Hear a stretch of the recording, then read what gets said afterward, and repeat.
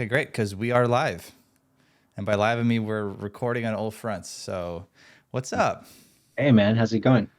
It is going great. Thank you very much for doing this. I'm glad you volunteered because you're on my list. You know what I mean? Like, I'm glad you said yes. That's awesome, dude. Yeah, I didn't absolutely never thought I'd be getting interviewed, even though it's more podcasty and chill, but even this is kind of new to me. But Yeah, thank yeah, you. for sure. My only advice is just pretend like we're just hanging out if you can, Yeah. because the first couple times I did this, I was so robotic because I was like, oh fuck, the cameras are on, everything's on, and I was like trying to sound sophisticated and cool, and then at the end of it, I was like, dude, I sound like a fucking idiot. I'm just like, you could tell that I was pretending, you know? You're like too into your interviewer podcasty mode, like you're a little Yeah, too I get you. Trying to make it a production. yeah, and it wasn't the way to go, you know? It was like the reason why, well, first of all, I don't have an audience, so who the fuck am I? First 10, 20, 30, 40 videos you're gonna make, it's not like you're just suddenly gonna get like 100,000 people to watch your shit. You know what I mean? No one gives Yeah. a shit like what I'm talking about with my friends until they get to know you, until you're consistent, until you're putting out good thoughts, good ideas. They see clips of, you know what I mean? Like at that point, maybe I should start caring, but at first I just got to get into it and be a good communicator, Yeah, for the person on the other side. for sure. I think I was doing like because I'm into MMA, so I was trying to do like a basically like running a little MMA page, but uh kind of feels weird kind of making your passion like trying to I don't know post it and share it and like make people look at it, it feels a little weird, so I think it actually slowed my roll because I was like super excited about making stuff. I had made like 3 or 4 or 5 MMA videos, and then I don't know, I just felt like I guess self-conscious, I guess that's self-conscious, but I don't know, it felt a Yeah. little weird. So I don't know, it's cool that you're pushing through that hump, you know what I mean? Because it's Yeah. easy to just be like, nah, I think I'm about out, but no, dude, you're pushing through that little hump. This is cool. Thank you very much. First of all, I didn't know you made MMA videos. That is super cool, and I would love to see them. Yeah, Do you they were have? just like small little Do you still highlight have? clips. Dude, I don't think you should stop because I'm an MMA fan, so I'll consume your content. I'm down, dude. Yeah, I'll keep making a couple. I think I made a Dustin Poirier one, a Benil one. Oh I'll make yeah. a couple more. Yeah. Dude, I'm super. I'm kind of getting really hard into the UFC right now. I had been for a few years, but um, just as you get into it, it's the same as any other sport, I suppose. You get into the stories and the people, and the UFC does it real fucking good. It's not like a football match. This is like one on one every time. It's just this person, that person, their backstory. Like John Jones is coming back. Like that's crazy. Like we What do you just think? had that. What was that? What do you think? You think he's gonna? Oh, yeah, yeah. I think he's very interesting guy. What do you think about his mentality of fighting? I understand his physicality and his wrestling and all that, but what do you think of him as a fighter? Um, I don't know. I think it can affect you if you have a bad state of mind, but I think at a certain level, once you get to those guys like DC, John Jones, and the elite, I think you're on autopilot more. And I think your mentality plays in more when you're training and leading up and game planning more than in the moment. Because at that level, I don't. These guys aren't gonna like just wilt. You know what I mean? So I think it doesn't play in as much as I think most people think it does. I think game planning and your mentality before the fight does, but as far as the way he fights and he's in there, I don't. I think most of these guys are kind of like willing to die in there. You know what I mean? Right. But Yeah. as far as his training mindset, I mean, he's been doing a good job. I wish he would clean up his full life so he could, take full advantage of just being healthy physically, mentally, because John's lacking in all those areas, and we wasted like 3 years of no John because couldn't get his shit together really. So I don't know. I go back on forth, dude. I'm like, he's one of the greatest, but I wish he could get his shit together because his legacy wouldn't have been tainted. And then also, yeah, I don't know what more could he have achieved if he was constantly going. Right. Yeah. I mean, other than getting disqualified for that elbow, just Yeah, to yeah, get that official zero. But yeah, yeah. no, his okay, the couple things that stand out to me about him particularly is an interview that I watched, um, and this is the first thing, and he said before his who was the dude he it might I can't remember is one of those real big dudes. He had a recurring nightmare as he was going for his title defense that he was going to get knocked out by this dude by the contender. Do you know what country he was from, or is it Yeah, I think matter? he's American. Yeah, I'm for whatever reason just spacing hard right now on his name. It's like I don't want to say Brunson or something like that. I don't know. I can't remember to be He fought honest. he fought Derek Brunson. I mean, he fought Okay, what was that match where he like crawled, like he did a little fucking bear crawl towards the oh, opponent? Do you he remember used to do that? that early in his career all the time. But Louder That Machida, was he fought Mauricio Shogunhua. He fought. I'm trying to think of his. Was it Younger in the middle run? no. So this was. It's hard for me to tell because I didn't watch UFC back then. So the timeline past like 2016, 2017 is very muddled in my mind. Yeah, yeah. But yeah, I mean we can look that up later. But Not right now. basically, oh yeah, okay. Look up the first time John Jones did that fucking bear crawl thing towards his opponent. There was Ryan Bader. That was He's Ryan. American. He was the guy who's the Bellator champion right now. Vitor Belfort, Rashad Evans, No, no, keep going. Kale Sonnen, um, DC Oven St. Peru, Gustafson. Let's see, Brandon Vera, Matt Hamill, Jake O'Brien, Stephen Bonner. No, Huh. Yeah, I don't know. yeah. I'll get back to you. I'll get back to you. But basically, he kept having this recurring nightmare that he was going to get knocked out because apparently his this dude he was fighting just had immense one, you know, the nuclear option, a one punch knockout, Yeah. and he said he had that for weeks leading up to the fight, and then on fight day, right before the fight. He like closed his eyes and was like doing some sort of like weird meditation thing. And he said when he opened his eyes, his entire body turned and like I don't know if he was hallucinating or whatever, but turned into this like feather bird creature, and he just felt fucking invincible. And then he's like thought that he was, you know, like almost touched by God, and is just a divine creature in that moment. And then all his fears, anxieties completely just went away entirely. And he's like, oh, I'm gonna fuck him up. And the reason why he did that little crawl thing, and that was the first time he's ever tried it, was because he said in all his dreams he just walked up to him, but he had to do something different, and so he crawled to him because he never saw any of that in his vision. And then after I heard that, I was like, Jesus, dude, like what an element to bring to the, you know what I mean? There's training, there's mentality, but that's just some weird shit. Yeah, You know dude, what I I mean? think that's like a different thing. Like it's like almost like lying to yourself for confidence. Like but uh but it's so real to him that it works. You know what I mean? Like for me, if I was like, all right, dude, you need to crawl, I'd be like, all right, dude. They're like they're fucking starch, but for him, like that genuinely works. I mean, that's Yeah, it is a different mentality. it's just you know, it's like I think about like holy knights back in the day. You know, they're gonna go raid a town or village, and they Yeah. just pray to God, and then they feel invincible. Like that's clearly not, you know, not a thing. But for Ageism, them, for imperialism, real quick. the let me slice this guy's throat off because he's Yeah. fucking. You're clearly on my side, God. But for them, that spiritual, just like tap, spirit on tap right there, they can just turn on is I, fucking cool. I feel like that's something like I mean, I have my own feelings about whether it genuinely works, but there is like also something about like believing in it because like I do yoga with Ariane and I'll do my version like hey guys, we're gonna go through it real quick and you just go through all the 4 second hold release and then I'll do it with her and she's like namaste like center your heart and like I do feel a different sense of like relaxation after that one and I know it's like not because my heart chakra was aligned it's because mentally I'm putting myself in that mind state so I think there's something to that placebo you know what I mean.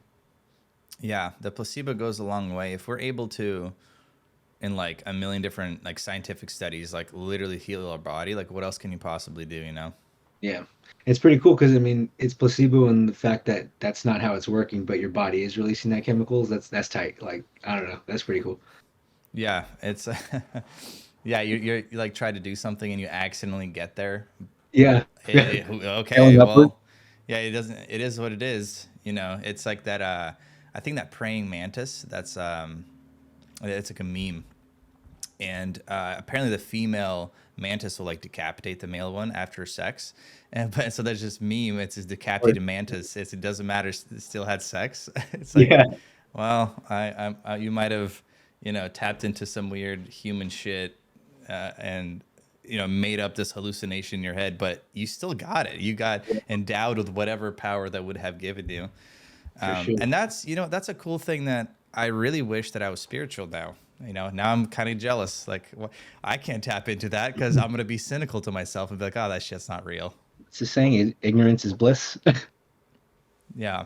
From is that? Do you think that was coined in The Matrix, the No, movie? I don't know. I No. know. I've never seen The Matrix, to be honest, not fully through. I've seen like both halves, but I've never seen it straight through. But it's so cultural, like, yeah, I know what's up. Okay, very well. There's just the scene. Basically, the gist of the Matrix is obviously Mhm. the. I guess at this point you just call them artificial intelligence. Whatever technology that humans created took over and then incubated humans and then put them in VR essentially. And one of the dudes who was in VR, he and his group like escaped, and so real life was like shitty. There was like the earth was fucked up, it was polluted. There's like no sun, and they're always just escaping from these fucking bots. And so he's like, it was actually way better when I was living in the So basically, the Matrix. VR was better than dystopian reality. Like, Yeah, he's like, this is fucking dumb. And so he contacted the AI and he was like, hey man, I just want you to erase my memories, not have any for me not to have any idea that this exists. Put me back in that world, and I'll sell out my crew. And so the ignorance is bliss was like, I guess epitomized mm, by that dude. yeah, that's awesome. Yeah, that's way deeper than what I used it for. But yeah, dude, that's cool. Fair enough. So okay, just kind of okay, to get back. So John Jones probably gonna whoop some ass. Obviously, there is always that chance for any fight. I always hate being an absolutist because you're like, dude, the other dude, whether or not it's true in my head and my storyline of Yeah. that person, they're also just busting their ass, dude. Every like you were saying, every single one of them is at a caliber that's unprecedented, and he knows he's fighting John. Look, we're just talking about it. That dude's just sitting right now, like eating some breakfast. He's like, "Fuck, I gotta fight John Jones." You Yeah, know what I dude. mean? So John Jones probably thinking the same thing. They're like, I gotta fight Cyril Gahn. That's insane. yeah, Fuck, six. What is he? 6'4", like soccer player, basketball star, just freak athlete, Muay Thai quick. champion in 3 years, dude. Like it's nuts. He So was a Muay Thai champion for 3 years. in 3 years, so he's only Oh, been in training three. for Oh, maybe wow. 5 years total, and he didn't start doing combat sports until Muay Thai, which was he basically had a 3-year run in Muay Thai and then came to MMA. So he's so Dang. fresh with the sport, dude. Where John is on his athletic, like, so that's kind of how I see it. Number one, I don't speak in absolutes, like you said, because dude, anybody on any night has worked their ass off. You can show up and can catch somebody lucky. Somebody can just be an idiot and like not implement their game plan correctly. So I don't speak in absolutes. I kind of speak in like, Hmm. more than likelies or likelies, I should say. Not even more than likely, but I think I've gone, dude. I just think John's athletic Wow. decline. I mean, he didn't look good against Dom in 2019. He's heavier, he's older, he hasn't been in the ring, and this kid is an athletic freak. Like the one he's fighting is an athletic freak, and so is John. But like I said, John's already on the way down. 26, 27 year 8 year old John, that's a different story. But this version, I don't know. I don't see it. But Dang, dude. John's also a veteran, and he's just John Jones. I mean, he's unpredictable. He's crazy. You just knock him out with one shot. So it could happen. John could win, but I think my idea would be that Cyril Gahn kind of beats him out athletically on the cards. But I don't know, man. Who knows? John's crazy. John can do anything. Wow. How do you mentally feel about picking Gon over, the GOAT? And I understand your reason, like you kind of explained it, but Does it feel weird to be like, okay, he's a goat, so every single person I'm going to talk to is going to think or say this, but then you have this contrarian sort of opinion? Like, how do you, I guess, how do Yeah, you yeah. reconcile that? When I was really into MMA, like when I first started getting into me, I probably would have got worked up. But at this point, like I already know number one, I could be wrong. So why am I gonna make a fuss? And then like John Jones comes out, Starch is gone in one round, and everybody's like, I told you. And I'm like, yeah, man, you're right. So part of that, dude, I've already learned my lesson. Just anything could happen. And the other thing is like, I don't know, people have these biases and they love them so much that they won't overlook anything. Where like Dustin Poirier is my favorite fighter. I don't see him ever winning a championship again. Charles Oliveira, I love him. I don't see him ever winning a championship again. I don't like Islam, and I'm like Islam beat Volk, unfortunately. So I think I've kind of starting to get to the level where I can look at it in black and white. Um, that's why maybe the mentality stuff usually doesn't play as big of a factor into my head as far as like age, athleticism, game plan, and style matchup. Those are like the things I look up. I look at, I should say. But there are certain dudes, man, once you start getting to a level where everybody's the same, though, mentality can't edge everybody else out. So it goes anyway. So I've learned to just shut up and yeah, Yeah. man. If people have I have a contrarian idea, I mean, we'll just see what happens later. We'll figure it out. Yeah. We'll No, get for worked sure. up. Yeah. Yeah, as a more of a layman's kind of a person who watches it, and I really love Chael Sonnen's videos, Bad guy. because he builds up his whole. I'm pretty sure his entire, at least the Facebook videos that I watch, are just meant to be like a WWE style, like emotion, I don't know. He does such a wonderful Promoting job yourself. with it. Yeah, Yeah, yeah. yeah. It's about the entertainment aspect of being a fighter, not just the X's and O's, because they matter because you have to win to like keep it rolling. But no, yeah, like you said, he cares about like, hey, why do I care who you're fighting if you don't care? Like, why would I care who you Mhm. fight? Like that was something that always stuck with me. Have you heard him say that one? Yeah, yeah, love it. Yeah, dude. He calls people out hard, but at the same time, he like figures out to sew in a promotion for that person while he's talking shit about them. Yeah, It's fantastic.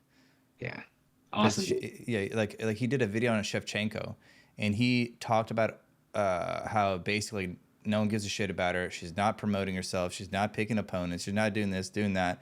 And then he's like, while she's, and then he goes lists all her accolades, right? So he's talking shit about her, listing her accolades within the form of talking shit. But then I get to realize, I'm like, oh wow, she did fucking what? She's been a champ for how long? She's knocking who the fuck out? And Yeah, so you're making this mental list, and then now I start caring about her. So next time I see her fight, I'm like, oh, I know that chick. She yeah, wasn't really promoting herself, but through I guess Chael's like little fucking manipulation, and he's so honest about it. He tells us he's doing it. You know what I mean?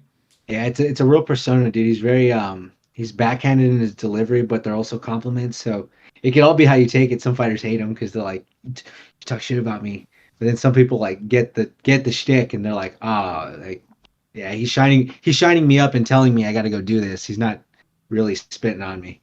But yeah, dude, Valentina Shevchenko, Demetrius Johnson, amazing products, like the elite product of MMA, and just no marketing. And then you have Henry Cejudo, who has done the complete opposite, like all equal accolades to Valentina and Demetrius, but just doing everything he can to promote himself. It goes so far, and that's the one thing I hate about the UFC is it's not a meritocracy; it's an entertainment business, Yeah. and that's the hardest thing to swallow. I think about with being an MMA fan. Now, do you think that's a feature, not a bug? Yes, absolutely. It's a money making machine, and that's the end goal. They're not trying to figure out who the greatest is. They're trying to run an MMA promotion.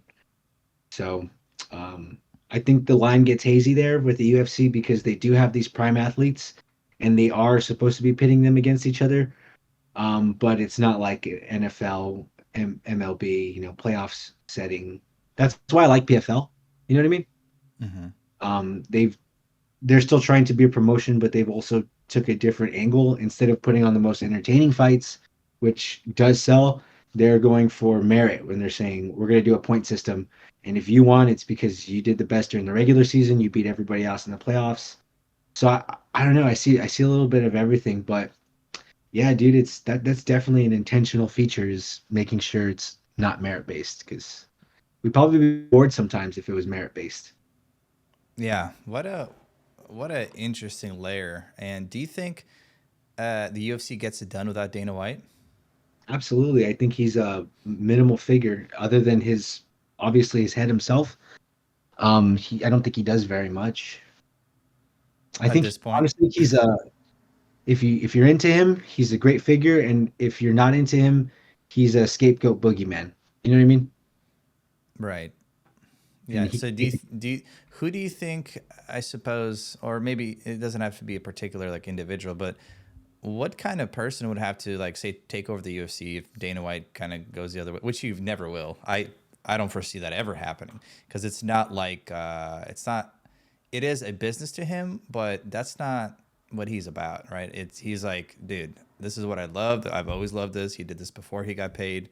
So unless he has a change of heart, I don't see him leaving it. But if he does, what kind of person would have to sort of take that over and make it continue to be successful or even better?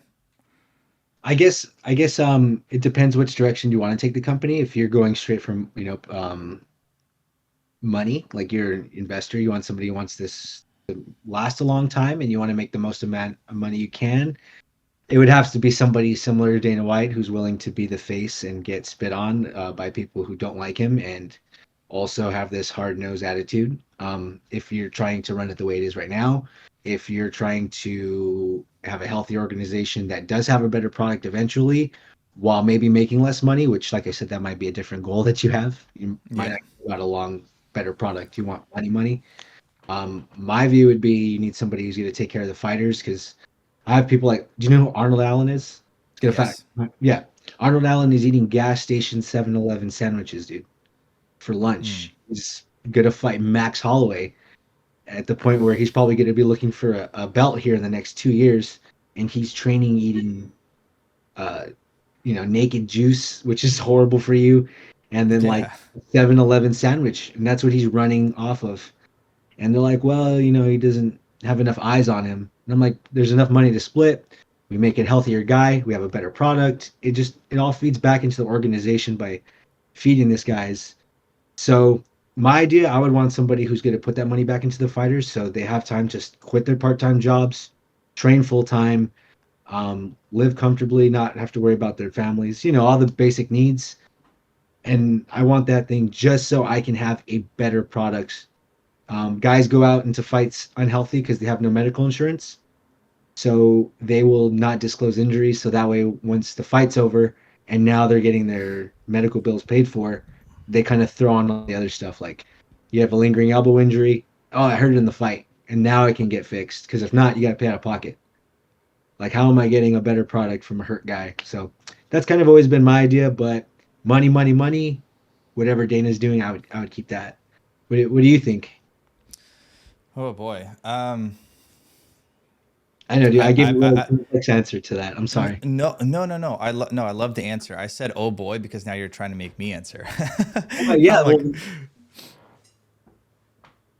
yeah, yeah. I'm sorry. I don't mean to flip it on you, but yeah, I mean, I think there's a lot of nuance to what happens and how to make a better product, but it all depends on your goal. yeah, no. Well, you gave such a thorough answer that I don't want to just spit out some bullshit right now. Let me think about this. Okay, so for the UFC to run successfully, uh, first and foremost, you have to make money, substantial enough money to get the minimum pay for everybody, to pay the promoters, blah blah blah.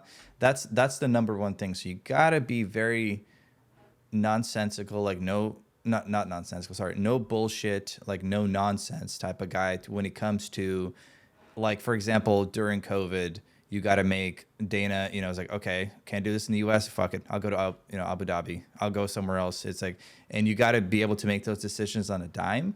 You can't be too corporate about it. You can't have too many people like, oh, there's a board meeting. We're going to vote on who, like, okay, no, you got to make quick, quick, quick. This shit moves fast. So like an Elon Musk, Dana White person, kind of 100% needs to be at the helm. Well, you know, regardless of what policies they make, they need to be able to be agile and quick. And then hopefully they give a shit about the fighters. You know, that's I agree with you with your sentiment there. So if you just have those two things to where you're gonna fight for your business as a survival and prosperity, and then care actually about the fighters and the fights because it's your passion, that's really the only two things you need. If you're an asshole or whatever, it's like almost secondary. Mhm. Even though that's kind of, you know, it's shitty, but you could be a bad person. If you have those two things, you'll run the company relatively successfully. But I wanted to kind of touch on something you said. It's really interesting. You basically were saying how fighters are like, you know, some of these guys aren't able to afford a proper, you know, training camp, a Mhm. proper meals, uh, which is all super essential. But I'm wondering, like, say you zoom out and you go from the individual level, like Arnold Allen struggling doing his shit, which he shouldn't, right, due to his talent and his credentials. If you zoom out and you look at the organization as a whole and at the motivation, the intensity, the emotions, him sitting there fucking going to 7-Eleven, be like, God damn, this is fucking bullshit, eating that sandwich, feeling like shit, you know, probably gets like food poisoning one day during training camp. That is a sort of fuel for a fighter, right? You don't get a Mike Tyson if he's born and raised in luxury, Do you right? know who So, beat Mike Tyson? Holyfield. Buster Douglas. Buster Douglas trained every day, busted his ass off, and he whipped Mike Tyson's ass. So you do get it, dude. You do get it. Fair enough, fair enough. But I'm You may not talking get the about, narrative. And that's what the US yeah. that's the differentiating thing for me is that the Hmm. UFC wants to use poverty as a burner under their ass, and I find that unethical because what are you doing it for? You're doing it for entertainment. You're not doing it to find the greatest fighter because if you were doing that, we already know what the method is to create the best body, but you're doing it for entertainment and you're lighting a fire under with poverty, and I don't find that cool in my opinion. And that's Yeah, my view of it. So that's like I'm not trying to like frame it the way that you see it or anybody else, but I've always viewed it as you're using poverty as a tool. That's unethical to me. When Dana White's on a yacht, like yeah.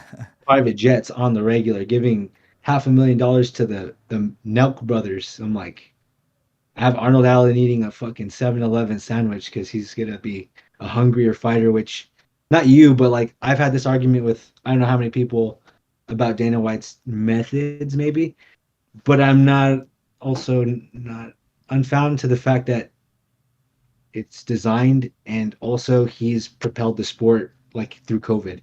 He was, his willingness to maybe overlook the fighter's health maybe through COVID. Also, it was the only entertainment thing on, dude, and it ate everything up. So there's good and bad, and if you're running a business, I think you're gonna take good and bad. I just don't care about money, so then my viewpoint kind of changes. You know what I mean? 100%. And for the Um, record, I don't think any of these fighters should be underpaid because they'll perform better. I certainly don't make that claim, but I just think I've heard it. about, Dude. I've heard it so many yeah, times. They need to be hungry like gladiators. I'm like, no, oh, that's they don't crazy. need to be. No, no. It's like, okay, buddy, go fucking stop buying yourself some food. You'll do better at whatever the fuck you're doing. That's a dumb thing to say. If there's a chance for being prosperous and continue doing what you love to do, that should Totally. obviously be the high road. I just come from a place of like, you know, all the beautiful art, all the just amazing things have happened because of this element. But I suppose you could just be a weird John Jones type of guy and fucking meditate yourself into a godlike state. No, You dude. don't have to eat 7-Eleven sandwiches. No, beautiful things come from fucking struggle, dude. I think that's something what artists have all the time. Like, you make it and you lose your hunger for making art because Yeah. you're not striving for something. So, dude, for sure. But also, that's chill. I'd rather like lose the strive a little bit than, be emaciated and like, look what I painted. Yeah. Like, as I Yeah, pass for out. sure. Yeah. Well, I think we benefit as a society. And it's, again, shitty. Like, Like me too. It's if someone's like, hey, you want to just have a shitty ass life, but hey, you accomplished something because of it. I'd be like, you know what? Not really. Like I'm feeling pretty good here. Like I don't need to like go back to Moldova and like live with their fucking no government asses. You heard about that? I don't know. If, it's just a weird. I mean, this is a very, I guess, particular headline that I saw is the government of Moldova resigns, and I was like, what? I was like, Wow. how the fuck do you resign as a government, bro? They Uh, just return the money and they're like, you guys do with it. Like, yeah, I'm not doing this anymore. right, yeah. So you don't need to do anything crazy like that. But man, like the people that do go through it, I am glad that that's an element that adds to them. If they have to go through it anyway, it's not like there's a choice. Like Yeah. at least they get something out of it, hopefully, because it would be so shitty if you went through struggle and your reward was just more No. shit, and you're like, Yeah. "Fuck, dude, I worked so hard." At least Yeah, at least it's set up that way. I think probably people now today are more socially aware for the better, but people back in the day were way more hardened. And that's, there's downsides to that. They're also super abusive and like we're also having a terrible life there, but they did have resolve, like, you know, having to stay overnight at work wasn't going to break them. That's for fucking sure. Where, somebody my age right now might like, I know they try to keep me at work an extra few hours. They'd be like, nah, dude, they gotta call HR. Like, back in the day, dude, you just, dude, I lost a finger at the mill, whatever. Like, you might lose another. Like, Yeah. I don't think that's something that people have anymore, but could be for the better, maybe not. But hard times, man. People get hardened. Yeah. I think perhaps now there's more outlets for people to exercise their, I guess, degrees of freedom, right? So, like before you're talking about the mills, I'm imagining, oh, there's like 5 jobs, there's no internet, and you Yeah, have to go work there or else you're not going to get food. And you're like, ah, fuck, I guess this shit's. But with the internet, you understand the geopolitical climate of the world. You understand culture. You understand diversity. You understand this and that. And you're like, oh, there is something beyond this shit town or beyond this whatever. And so you kind of have this greater sense of being able to like plug into like a video game or watch something like the UFC. There's just a lot more shit. And hopefully people find stuff that they're capable of doing they love, like perhaps your MMA content while they're doing a full-time job, and they're it's so easy to just make something, publish it. Now it's just out there for the world to see. for sure. Maybe that is something that could replace this. Like if this need to struggle as much, you should definitely still struggle like forcefully. Yeah, you got to put yourself through a workout. You got to be healthy and all that. But it's like you don't gotta wonder where you're gonna sleep and shit like that. Yeah, dude. And I think that's something I learned as I got older. Because before, I think I was of the other mindset where like you're just hard. I can do anything no matter what and fucking bulletproof. Now I'm realizing like, nah, dude, like having peace of mind is a luxury. It's like something that everybody should have. I see people like I have no clue how people my age who like didn't join the military are in LA living like normal on like Hmm. just going through college and like having a regular job. It is insane to me, dude. I just I don't know if I could do it if I wasn't getting BAH and all this stuff. I mean, I'm sure I would, but my quality of life would be like, you know, much less comfortable, like, substantially. Yeah, I lived through that right in my early 20s. I had to just live with like 4 other dudes though, so that my rent didn't like completely destroy me because it was in Washington. I mean, in California is probably a lot worse, but in Washington, it's so hard to afford to live, dude. It's Yeah, expensive as shit. I don't know how any young people now afford to live even with 4 roommates. Like it is that ridiculous. Like, apartment here is like easily $2,000 easily, and then if you want a house, you're looking at 3,000 plus. When I was renting a house, it was expensive, but it was like, $1,400, $1,800 a month for like a little piece of shit house. But at least it was a house. We had a backyard. We had like a little, space yeah, to move. So yeah, yeah, it's a good luck being young now and not having something established, right? So like you and I are fortunate enough to have gone through the military. Now we have this framework of, whether it's the VA, whether it's the the GI Bill to go to school for free. At least we got something. We got this token of like, hey, you can use this to improve your life. But yeah, without that, and you're just getting out of high school, like, oh, and you're like, oh fuck, $200 for fucking groceries. Oh Dude, man. yeah, as much as I'm like, I don't like the military as an institution, I'm all the time like, I say that, and then I go, but I'm super grateful I joined because it gave me a lot of opportunities, and my life's a lot different from it. And it was probably, people ask me like, oh, do you regret doing it because of how much I bitch about how horrible it was? Hmm. And I go, no. I'm like, nah, I came out on the other end with a lot of benefits, and that's why people keep doing it, man. Yeah. Yeah. I don't know exactly, all your trials and what you've been through since you got out, but it seems to me like, first of all, you've matured a lot in the way that I don't know, your perception, your attitude, perhaps toward, and maybe this is because I was with you in the weeds, right? In the military, that was the weeds. It wasn't something you could look back on and be like, oh, this is great. It was kind of like, man, it was kind of, as some days was torturous, the shit that we went through. Yeah, no, dude. Definitely, I think I've matured in the last few years. I think I look back now and like especially high school, first of all, I look back and I'm like, okay, I was a horrible person on every level. And then I look like in the next level with the Marine Corps and I'm like, all right, pretty shitty still. And like I'm hopefully trying to push myself towards, I think I just had lack of empathy and that was really the core of it. And I wasn't, I don't know. My mom wasn't always someone who like was empathetic. It wasn't displayed, so it Mm. wasn't something that was on my radar, and it's now a learned behavior at this age. And now like I look back and I'm like, yeah, dude, I was not mature and not always as nice to everybody as I probably should have been. But yeah, I think just the maturity came with age and then reading and I think forming like a cohesive ideology on how I view the world.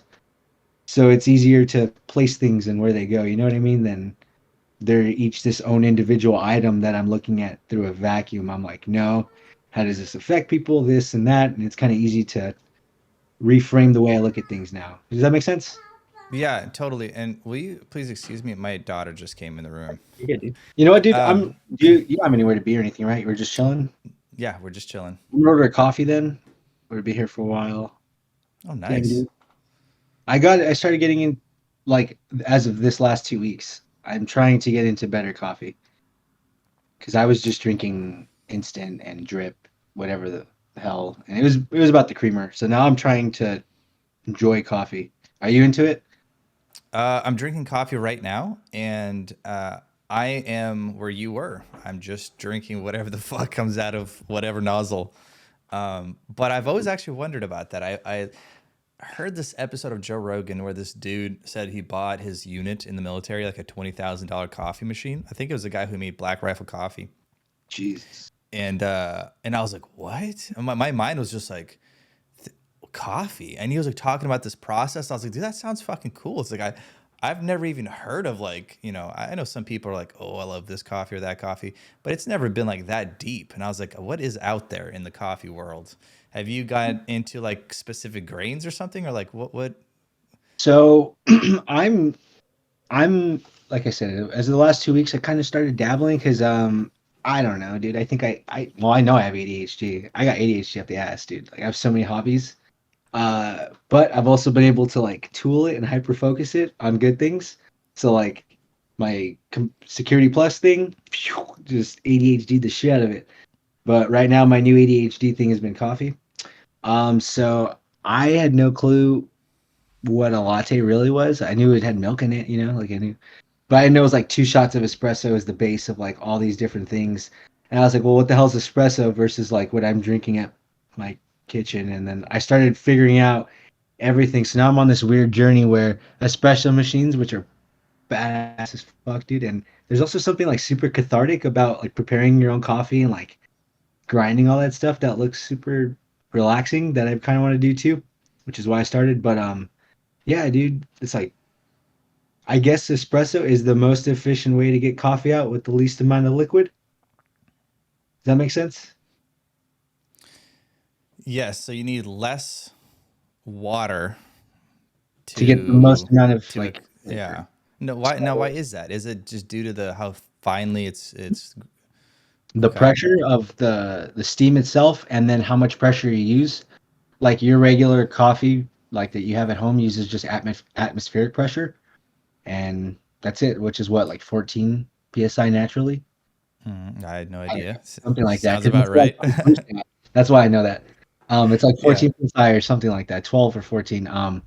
But then they add an extra 9 bars of pressure when you do espresso.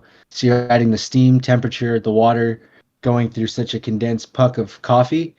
And then on top of that, that pressure, it becomes like aerated. So it creates body and it does a whole bunch of other things that some other like coffee nerd can tell you.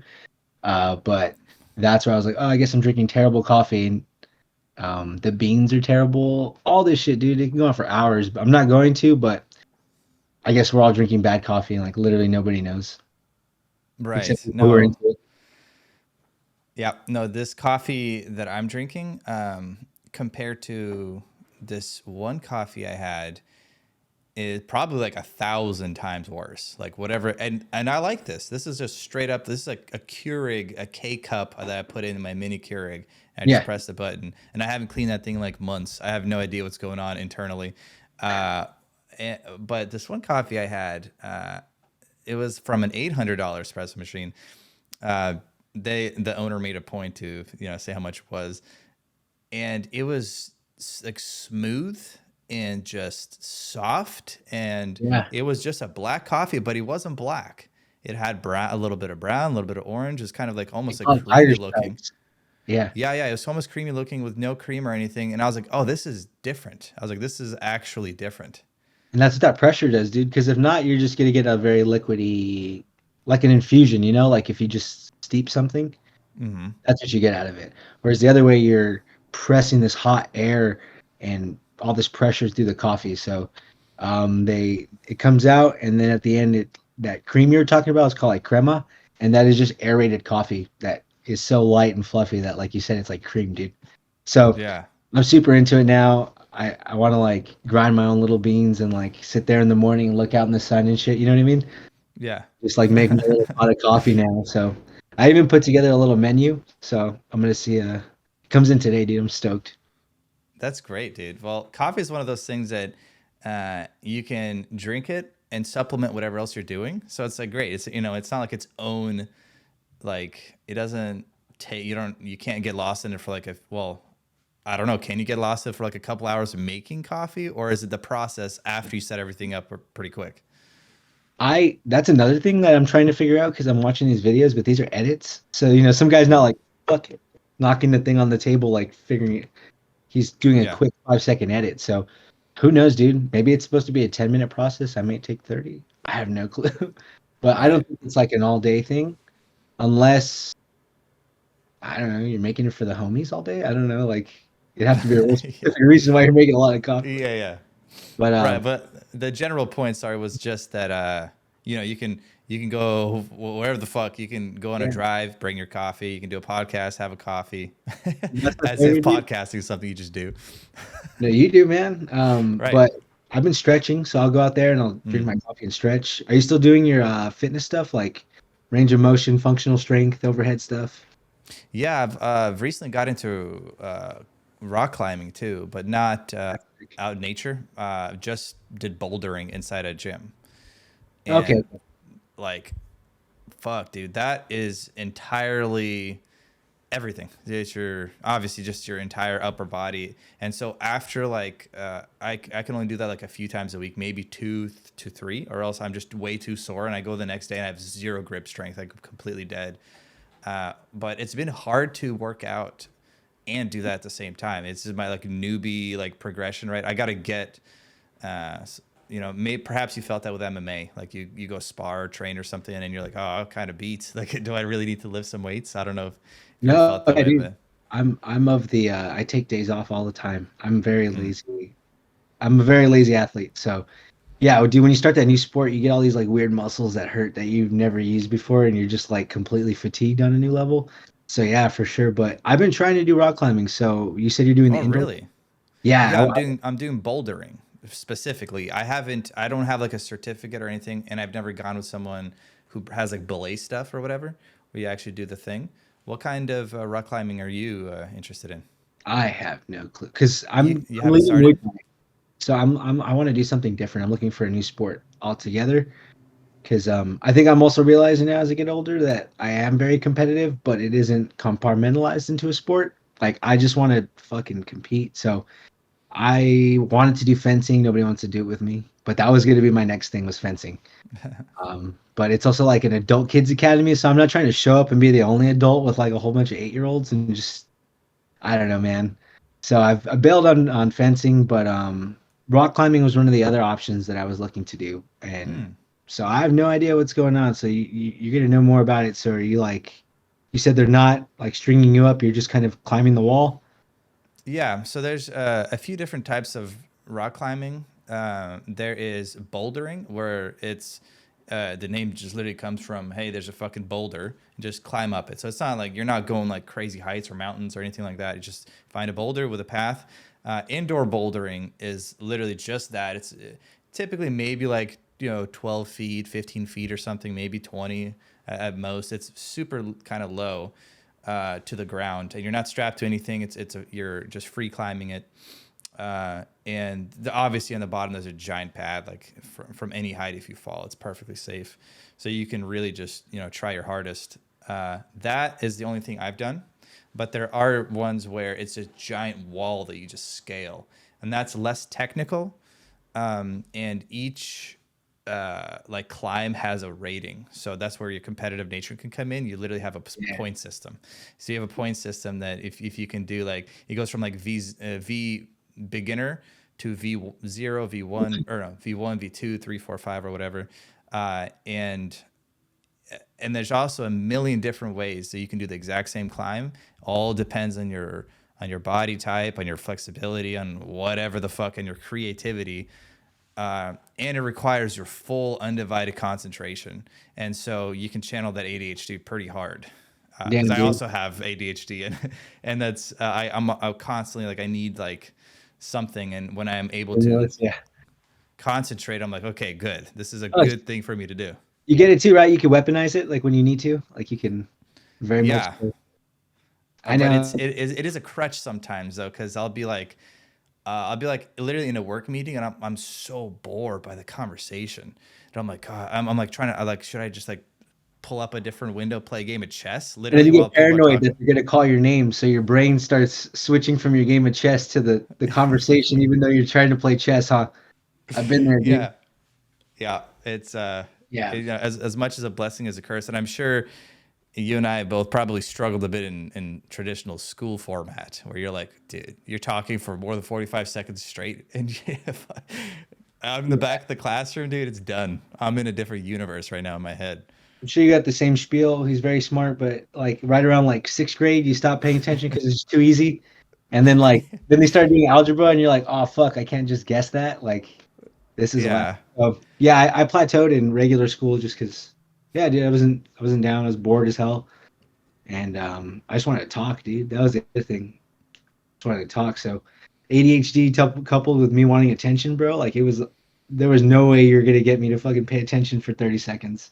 Good luck. Right. Yeah. Yeah. No, it was literally and you're not exaggerating when you say 30 seconds, dude. That's actually a long time for you to talk. Like, you better be an interesting enough teacher, which I'm sure you and I have both had, where they Yeah. had my attention the entire class. I'm like, yeah, dude, like this guy's got it. But anything else, especially if you're monotonal, like no matter how hard I try, it's like, sorry, bro. I will not pay attention to anything you just said, because it's like I'm like shaking my leg, I'm like twisting a fucking pen. I always had to do something, because it was like, this is so not what I should be doing right now. I was like, I should be fucking, I get lost in sports too. I played tennis in high school, and I would play, do the practice, and then I would stay as long as anybody else would stay until sundown. Like, you know what I mean? I was always the last Yeah. person to leave, because I was just so addicted. I was like, oh, this is so fun. Dude, that's how I got so good at Muay Thai so fast because I would be there. I'd be there. I'd be the first one there, stretching, hitting the bag, and then after practice, I'd be there like working on my form, and then I'd get home and I'd be fucking shadow boxing in the mirror all day. So like I've like nonstop. I just get hyper focused. So rock climbing, I'm gonna check that out, especially bouldering because I'm scared of heights. So that's probably the better option to be Oh honest. yeah, me too. Yeah, I'm Yeah, terrified of better heights. option then. So I'm gonna go Yeah. with that. And then fencing, I'm gonna convince somebody eventually to go fencing with me. And the other one, dude, I'm gonna start back up triathlon again. Hmm. Try and go for a little half triathlon. Nice, dude. That's tough. I just did a attempt at a marathon, and I only made it 17 miles. And then my body crapped out on me, and I was like, I couldn't run at all, and I was limping, and I was like, okay, I'm at 17 miles, and I was like doing the quick math. I was like, so it take me another 6 hours to limp this at this pace, and I was like, what? I was like, I'm pretty sure the booth will close and everyone's gonna fucking leave. I was like, all right, I guess I just gotta quit now. I didn't really know what to do, so I just pulled off. I was like, okay, I'm done, I suppose. What happened, dude? Did you prep for it? Did you just bad game day? You ended up getting hurt? What? Yeah, no, good analysis there. So a bit of both. It was injury for sure. For whatever reason, like it just my one of my legs was just done. I couldn't run. I couldn't step on it. I was just completely limping, no matter how hard I tried to mentally push. But that was probably due to my lack of training. My buddies were doing this marathon, and they told me a month before, and I was like, Yeah. dude. So I had no time to train. I did. Every day I would go out there, run 5 miles, and then I do a 10 mile, and then I do like a 12 mile run. But then you have to give yourself a week or so break. And so I Yeah. really only had like 10 runs in, and I was also running with them, and we were just cruising for like 10 miles, dude. And I kept like, I was like, guys, we're going too fast. We got to slow down. We're going too fast. And they're like, oh, it's fine. We're going like 9:30, 10-minute miles. I was like, you can't do that, dude. Ooh, like It's our 11, all, 13 in that range. and that was all our first times too. And yeah, we all got fucked up. But the other two, one of them finished it, and he kicked ass, but he was so wrecked he couldn't. He was way worse than I was. And my other buddy, he finished it as well, but he had to walk quite a bit of it. But I was the only one who quit. Felt like a loser, but I was like, dude, it's like I Walk, I can't don't count like, it. yeah. I don't care. Do you count it if you walk? No, no. I counted as a. Well, wait, hold on a second. If you cross the finish line, I think you do count it if you walk. No, I also personally. Do would you personally, would you I wouldn't count it in my own head. before I ran the marathon and I saw people walking, like it's just like no big deal. I had the perception that you couldn't walk. In my mind, absolutely not. I was like, if you're walking, it's like okay, anyone can just do that. But now I think I kind of changed my mind because it is what it is. Like, what if you get injured? Like 9 miles in, you got to limp it out, and then maybe you walk it out. You kind of stretch it out, and you just keep going. It's still part of the process. You What finish about within the a certain walk? time period. I get that. I agree with that for sure. Like if you get injured and you're pushing through it, but what if it's like, oh, I walked one, I ran one, I walked one. What do you count like I ran a marathon? Do you count that one? Oh, look at Yeah. that. Yeah, I don't know. I personally like you should be in my mind you got to be running. Yeah, unless you physically can't. I agree. But there's also these rest stops, as I'm sure you know, the triathlon. There are rest stops where you get there's like people have chips, people have water, Gatorade for you. You stop for a second, you consume the shit, and you go, and that still breaks that running. So it's like kind of a really gray area. Hmm. Do I didn't stop, but I also ran a very tiny one, so I can't like say that if I was on a big scale, I wouldn't stop and like, you know. But I don't know, dude. I don't know if you stop. You just gotta keep going, no? From what I understand, you just That's what grab I it and thought. rip and they keep going. That's what I thought, but no, dude. People straight up just like pause or like drinking, like every single person. I don't think I'm not sure. Well, perhaps they were just way ahead of me, right? Dude. We met some chick who that was her like 400th marathon, literally 400th, and I was like, oh my god. I was like 400. I was like, dude, this takes a long time. I was like trying to do quick math, and I was like, how do you like have enough life to do this? But Yeah. she had done like two or three that week, and that was her like fourth, I think. Uh, Within yeah, yeah. we think of it as an annual thing, like, or maybe twice a year if you're crazy. Like, I mean, but yeah, she's knocking them out in the sixes, like six a month. All right, yeah, I guess so. Weirdo. It was crazy. I was like, what the fuck do you like? I don't know. Like, unless you're getting paid for this, like, how are you doing this? Yeah. But you know, it was what it was. But in your triathlons, What's the most difficult part for you? Well, I did the short one, and I was definitely of a different body type at the time. I was 205 when I ran it, dude. I was really Oh heavy. wow. So I think by the end of it, and I'm sorry, I'm just checking on this coffee thing. I'm sorry. I'm not. Oh no, you're good. By the end of it, quite honestly, my body had given out more than anything else. My feet were screaming, like the tendons in my feet. I just felt like my foot was broken, like not like there were bones that were broken, but I was so tender from the impact at that point that it felt like my feet were like broken. I was just being crybaby. And then also my fucking triathlon suit broke before I got in the water to start, which meant that I had to open it up. So I swam with like drag the whole time. Oh my And god. then I had to just go the whole triathlon with air coming into my suit if I had it up. So I ended up running it half of it. My shoe broke. Like I just had a whole bunch of equipment failures. Other than my bike, thank God, because if my bike broke, I would have just quit, to be honest. Yeah.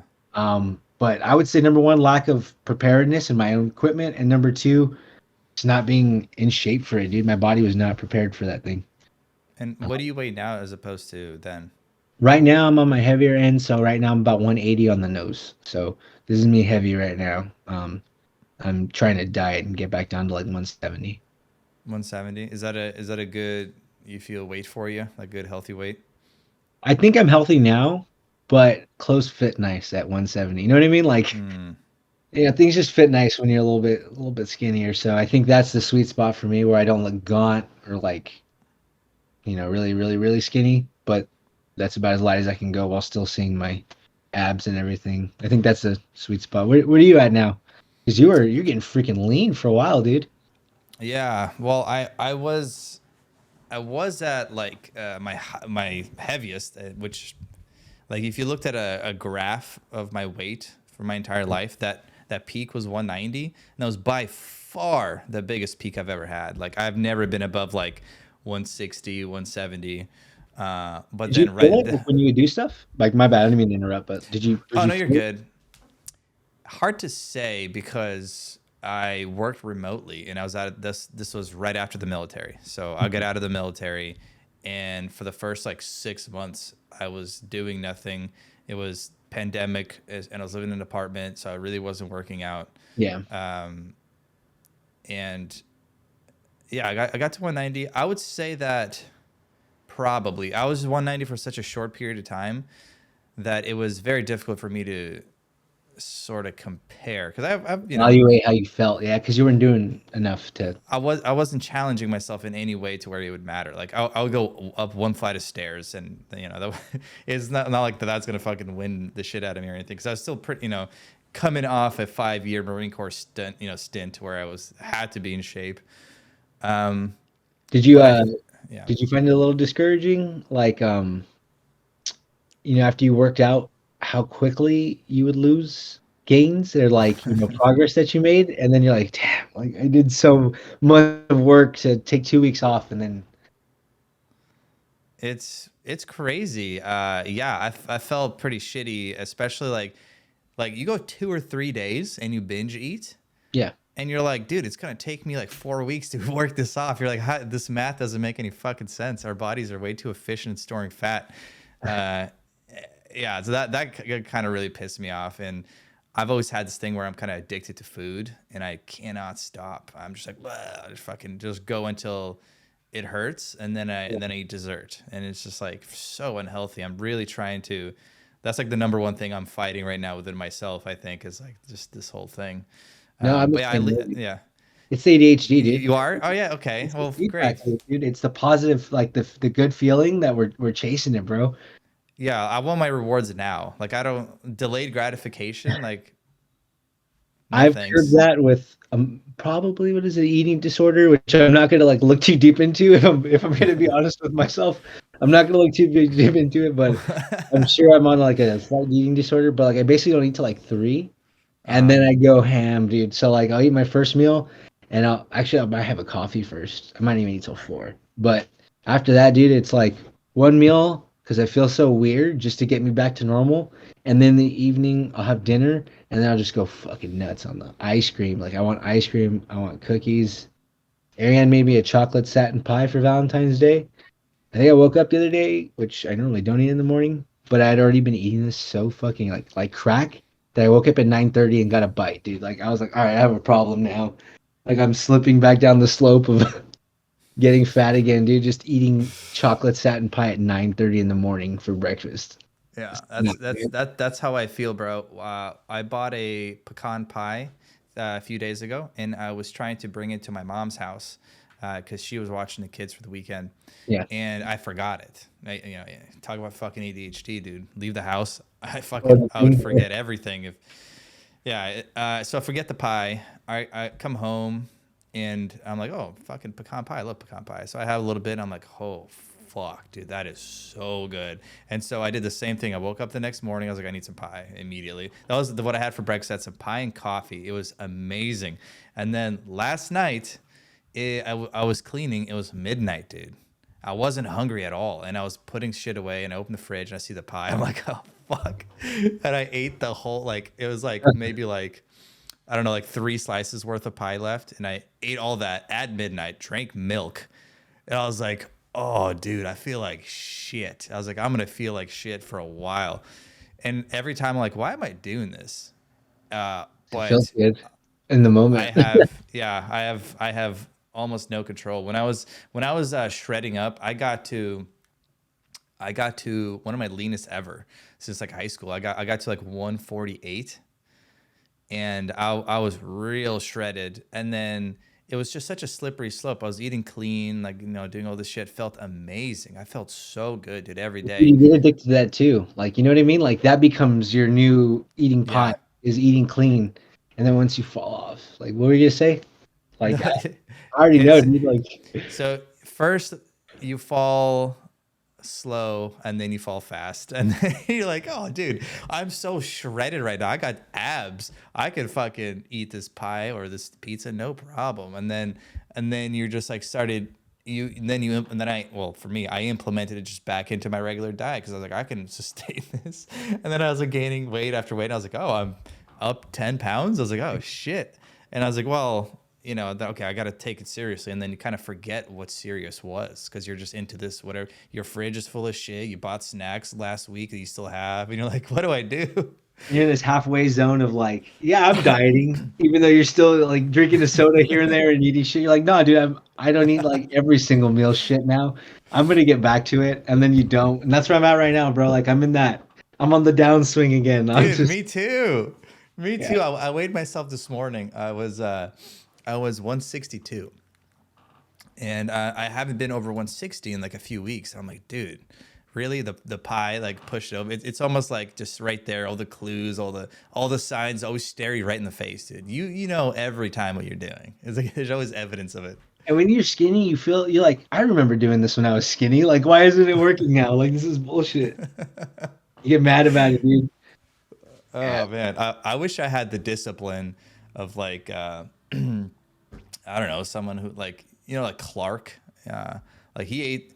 I'm pretty sure he ate clean for like 3 years straight. I was like, even and It was a an little obsession, drop of though. It that, wasn't like, I don't count that as right? discipline. That was a golf ball in his ass of fucking roids on top. Like, it was a Well, yeah, compulsion. fair enough, but it's still like there's something admirable about hey, I have a timeline. This is what I'm trying to achieve. Nothing's gonna get in my way for 6 months. I can't do that, dude. I got to find ways around all that. I think Or it's more like, impressive to have a goal and to constantly stand in your way. Like, I, you think you're impressive because you're eating clean and you're reaching your goals? I'm in my way every step, bro. And I might get there one day. It's the yeah, lie. you're saying that with a fucking mouthful of pie. Like, you fucking bitch, fucking Yeah. discipline. Yeah. Oh man, it's imagine what we could be if we're able to just turn on a switch and just be a machine. But then that's just not us. It's not in the cards, and you kind of got to accept it. And you can do your best, but it's like you're gonna short term get there like other people get there. But you gotta if you want to do long term, you gotta figure out a way for yourself. Yeah. And I think that's I had a hard time when I first got out of the Marine Corps. Figured I think that's why I joined in the first place is like I didn't have to make decisions. It's about like what I got to do. I could just they make them for you. And then when I first got out, I think I had a hard time figuring out how to make these decisions all fall in line with what I want to do as a career instead of like getting really good at one thing that's fucking useless. You know what I mean? Yeah, yeah. I felt, yeah. It's weird to like summarize the whole Marine Corps thing, like what it did, what you felt before that, because in my life it's like the timeline is before the Marine Corps, during the Marine Corps, and after the Marine Corps. Like Yeah. that, So those are the three stages. You know what I mean? Um, AD and BC, like, this was the event that split the timeline. Like, yeah, and it's so almost so long ago. I don't know if it's so long or it's just kind of its own fucking thing. Like, and then after the Marine Corps too, it's like I packed away my Marine Corps memories and now they're stored away. But it feels like a lifetime ago, dude. I cannot imagine waking up, putting on some camis and like marching to the fucking chow hall. Like what? yeah, Like dude. fuck all that. And so yeah, it's hard for me to say, exactly why I did it or how I felt in it, but How do you it's feel about, certainly sorry, not to how do I? interrupt. No, no, I'm go ahead. Sorry. on the subject. How do you feel in retrospect now? Like when you look back, I guess number one, whether you should have joined or not, whether you were happy with your career in the sense of career fulfillment, and then secondly, which I guess I have like four questions for you because this is Yeah, kind of yeah, how I'm curious as to what you think. Like I said, what you think of the organization itself, how you feel about your time there as far as like what you achieved maybe, and then also like how you feel about it in general. Because like I think I feel shitty about what I achieved, but I don't necessarily feel negative about my time in the Marine Corps as far as my like the life, my daily life, you know? yeah. I always have a phrase that when I describe like kind of my time in the Marine Corps generally, and it's I don't regret it, but I wouldn't do it again. You know what I It mean? wouldn't. Uh, no, I would not do it again. Okay. But I don't regret it. So it's a contradiction. Yeah. I through the ranks of leadership, particularly for me, because I joined when I was like 23, 24. So I was old. I didn't take any of it seriously. I clashed with, I just kind of, I don't want to say weaseled my way through it, but it's just like, I didn't take it, like when, boot camp, like I didn't do the breakdown and the reforming and restructure. I was already very, very set in sort of the way I perceived it. I saw everything as an obstacle. I got to get over it. Oh, this will pass. I'll get to that place. And I didn't stop to smell the roses. I didn't stop and be like, I'm a United States Marine. Like, let me be a corporal or a sergeant and just do what's best for their organization. Try to mold and create Marines that will lead. Like, didn't feel that because I saw all the ugly parts of it. I saw the contradictions. I saw the abuse of power. I saw how just stupid shit was. You couldn't put your hands in your pocket. And I think that really put a veil over what could have been a more pleasant sort of, at least more fulfilling experience. Yeah. Yeah. You get a little cynical about it all. Yeah. Yeah, like what do you think about that? Like I guess like drinking, drinking the sauce, drinking the juice. How did you feel about it, and how do you feel about it now? I think I was already older too. I wasn't mature, but I was older, and so I already known what it was like to work a regular job and that this isn't the real world. So I very much went into it knowing I was not brainwashed. Maybe my views about masculinity in general a little bit, being tough, but as far as like sipping the Kool-Aid, I was never a participant. I always thought it was a joke. I thought it was silly. So for me, I was cynical, but also I was from more of like now I look back and I'm very cynical and I'm very like I think it's a horrible organization, but it's through a different reason. It's more because like I realized how we were treating people. Where at the time I was more nihilistic, you know what I mean? Like none of this matters. It wasn't like now where I have like, oh, it doesn't matter because other things matter. I was like nothing matters. That was more my viewpoint. So I wasn't able to be brainwashed or broken down because I was already older, and then I also didn't give a fuck. So there was no way I was going to enjoy it. I was felt just stuck, and I felt super bitter about every day I was there because I knew I was smarter than everybody, It didn't matter. Not everybody, but for 75% of the Marine Corps, I was fucking smarter than. So I was just bitter all the time. I felt I was stuck. Like I felt like a child. Like I remember one of the more experiences that made me think this is a horrible place, like in real time, was we were on a field op and Mark tried ordering a pizza. I had to ask 5 grown men if we could order a pizza.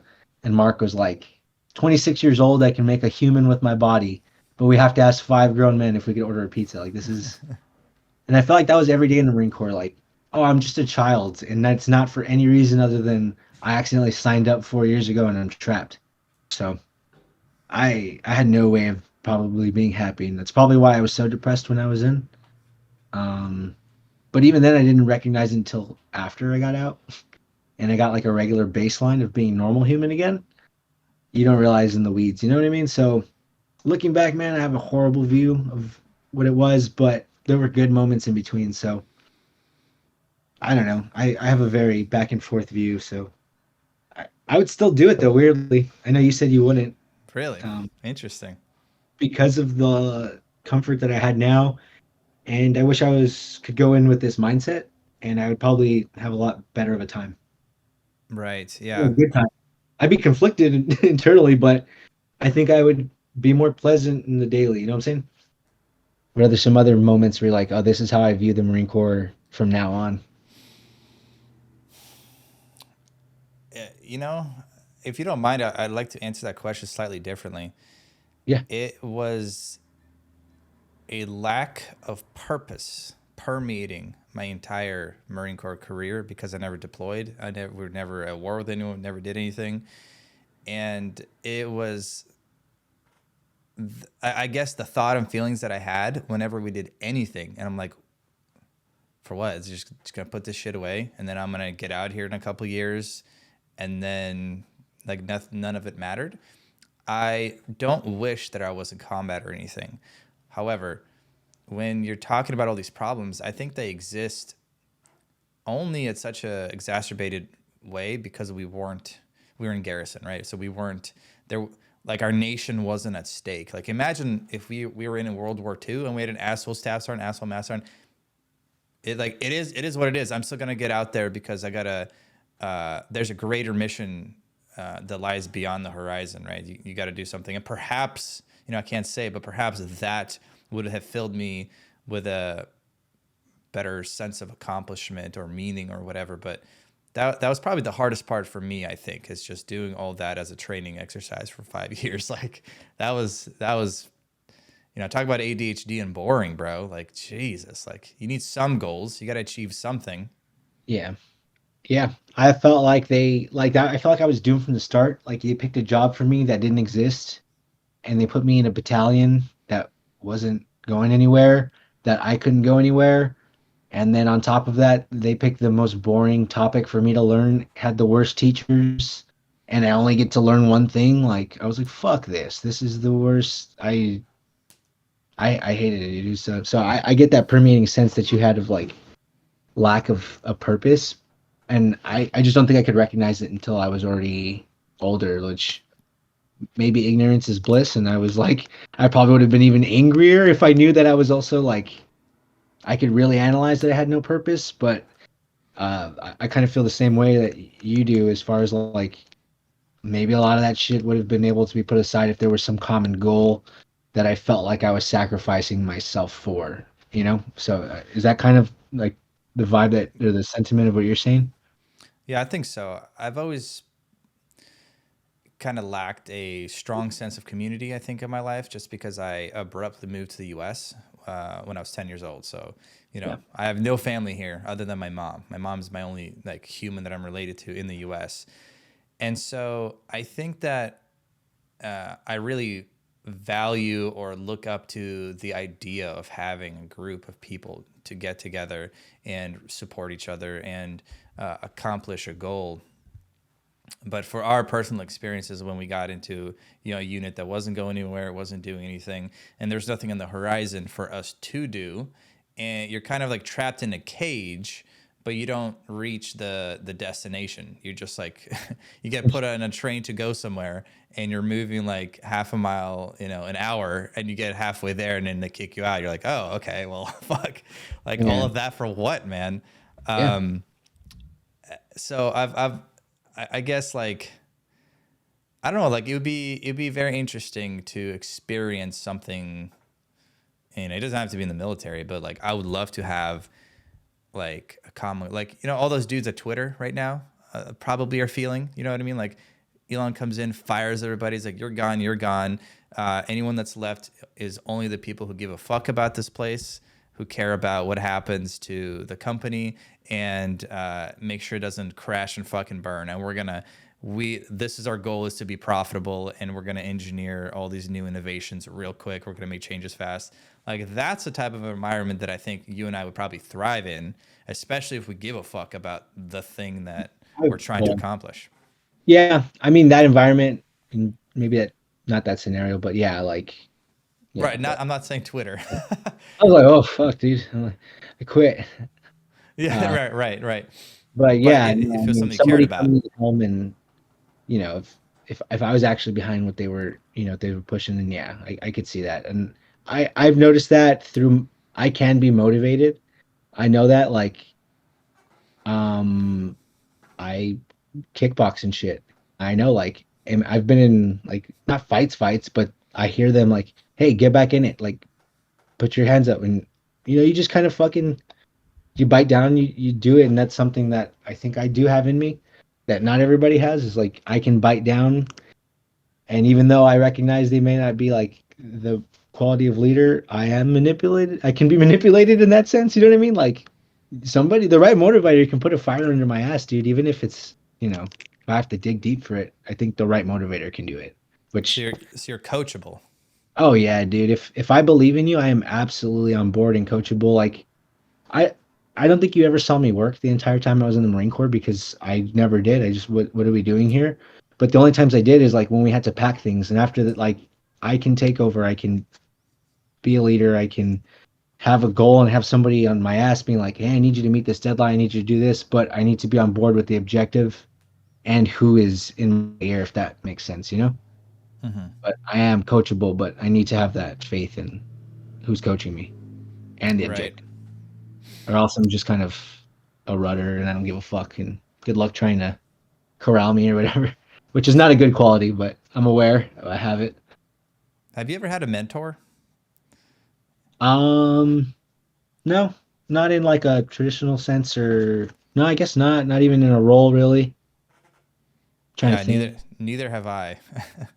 Probably. And yeah, me too. I wish I did. Like, there's a few things that I'm really interested in, but I have no idea where the fuck to start. And I was like, dude, I wish I had some competent adult that I respected that did that or knew something about that I could just like, just even give a phone call. Be like, hey, like I'm interested. Like for example, I'm interested in learning physics, Yeah. and like I'm like, okay, I guess I'll learn some equations, do some shit, read a book, but it's like I don't know. It's just not as exciting as I suppose if I knew a great physicist who like did some cool shit and he was able to talk to me about not only physics but life and the way he did things and the way he achieved his successes. Like that'd be pretty cool if I could emulate or something to look up to. But unfortunately, I can't think of any adults in my life where I'm like, oh, wow, I want to be just like them. It's mostly people out there in the like famous people, I suppose. Yeah. And it's probably a bummer to say, but I think that person used to be my dad because at this point, I'm already 20, I'm almost 30, and I've kind of, my dad had like a rough life, but he got out quick through the Marine Corps, and it's been smooth sailing since. Like he's had a whole bunch of kids, but that's been at his own discretion. He's just slinging it. It wasn't. Right.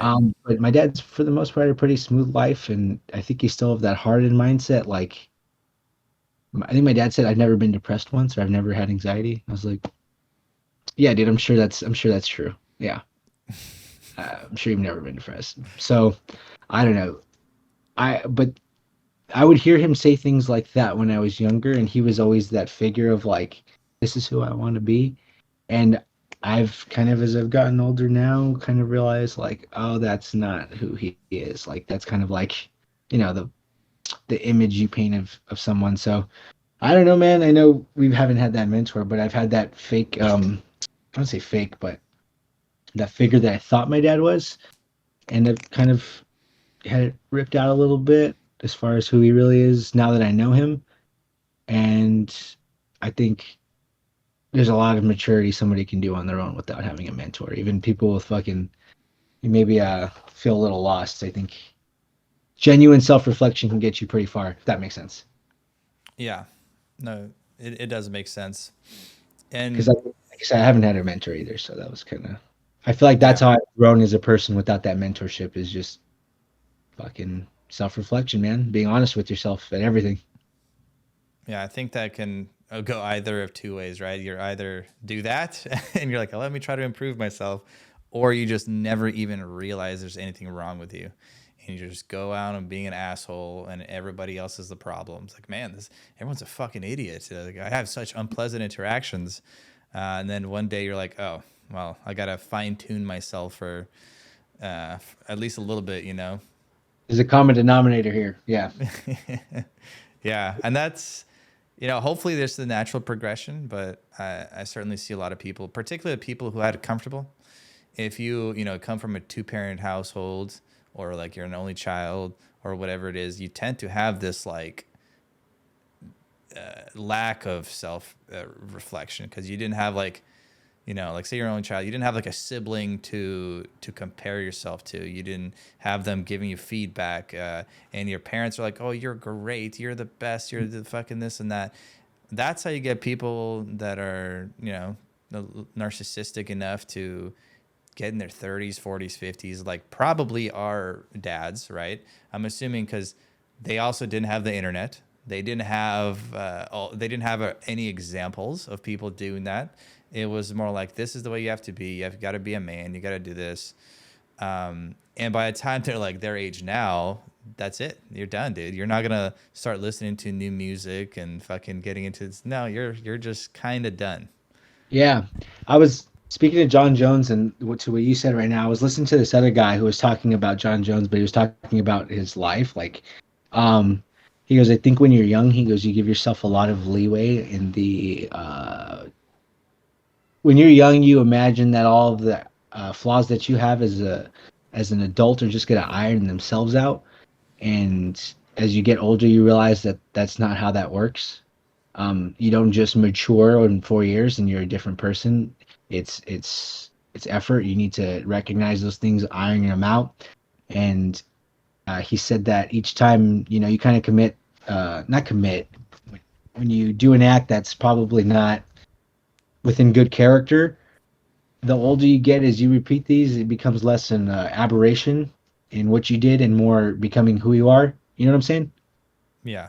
Yeah. So like you need to give yourself, and that I don't know, that one stuck with me for a long time. Was not a long time, but I think it rang true to me with trying to continue motivating myself to move forward and being a better person. Hopefully, was like it's not gonna iron itself out, man. There is no like time just goes on and I'll be a better dude when I get older. It doesn't come, man. You gotta fucking put the work in. That that reminds me of my son, Sebastian. Every time he can't do something, he's like, "That's okay. When I turn 5, I'll be able to do this." Right. So that's exactly what you're kind of describing. It's just like you got to reach this milestone. Hmm. You ever have this feeling or thought, I suppose, of like, oh, like I'm now the adult in the room. All the other adults also didn't have any fucking idea what was going on. They just lived their life, and then one day they're like, "Oh, I'm now the adult." Like, is that a weird feeling? And do you ever like wrestle with that notion? I'm just going through that. I think I've always viewed myself as like obviously I think everybody does. I mean, you probably still view yourself as yeah, I'm just a young guy. I'm just some Yeah. young fucking guy who's figuring it out. But I've had my younger cousin who she's like 18 now, but she's never been on a date. She's just like a straight edge student, super good. And she called me. She's like, "Hey Phil, like I didn't know who to ask, but I'm going on a date and I don't know what to expect." And I'm like, I have like a child asking me for like adult mentorship. Like that's Oh a man. new weird dynamic that I kind of had to deal with. I felt paternal almost. You know what I mean? Um, and that's like a new feeling in general. I think as I get older too, I kind of do want a kid. Like I don't have one obviously, but I have this sense of like now of wanting to share what I have and knowledge I have, Um, but I think that's a new spark within the last couple of years because at the gym I have all these 18, 16-year-old kids too who I'm sparring with, and I'm better than majority of them just because I put in a lot of time and I'm a little bit more athletic and older and I watch so much. So they asked me after practice, like, what can I do to do this? And I enjoy coaching. I enjoy giving them. Mm. And then I'm noticing it now too. One kid came in with a black eye and he's like 17, 16. Showed up to practice with a black eye, like from a fight.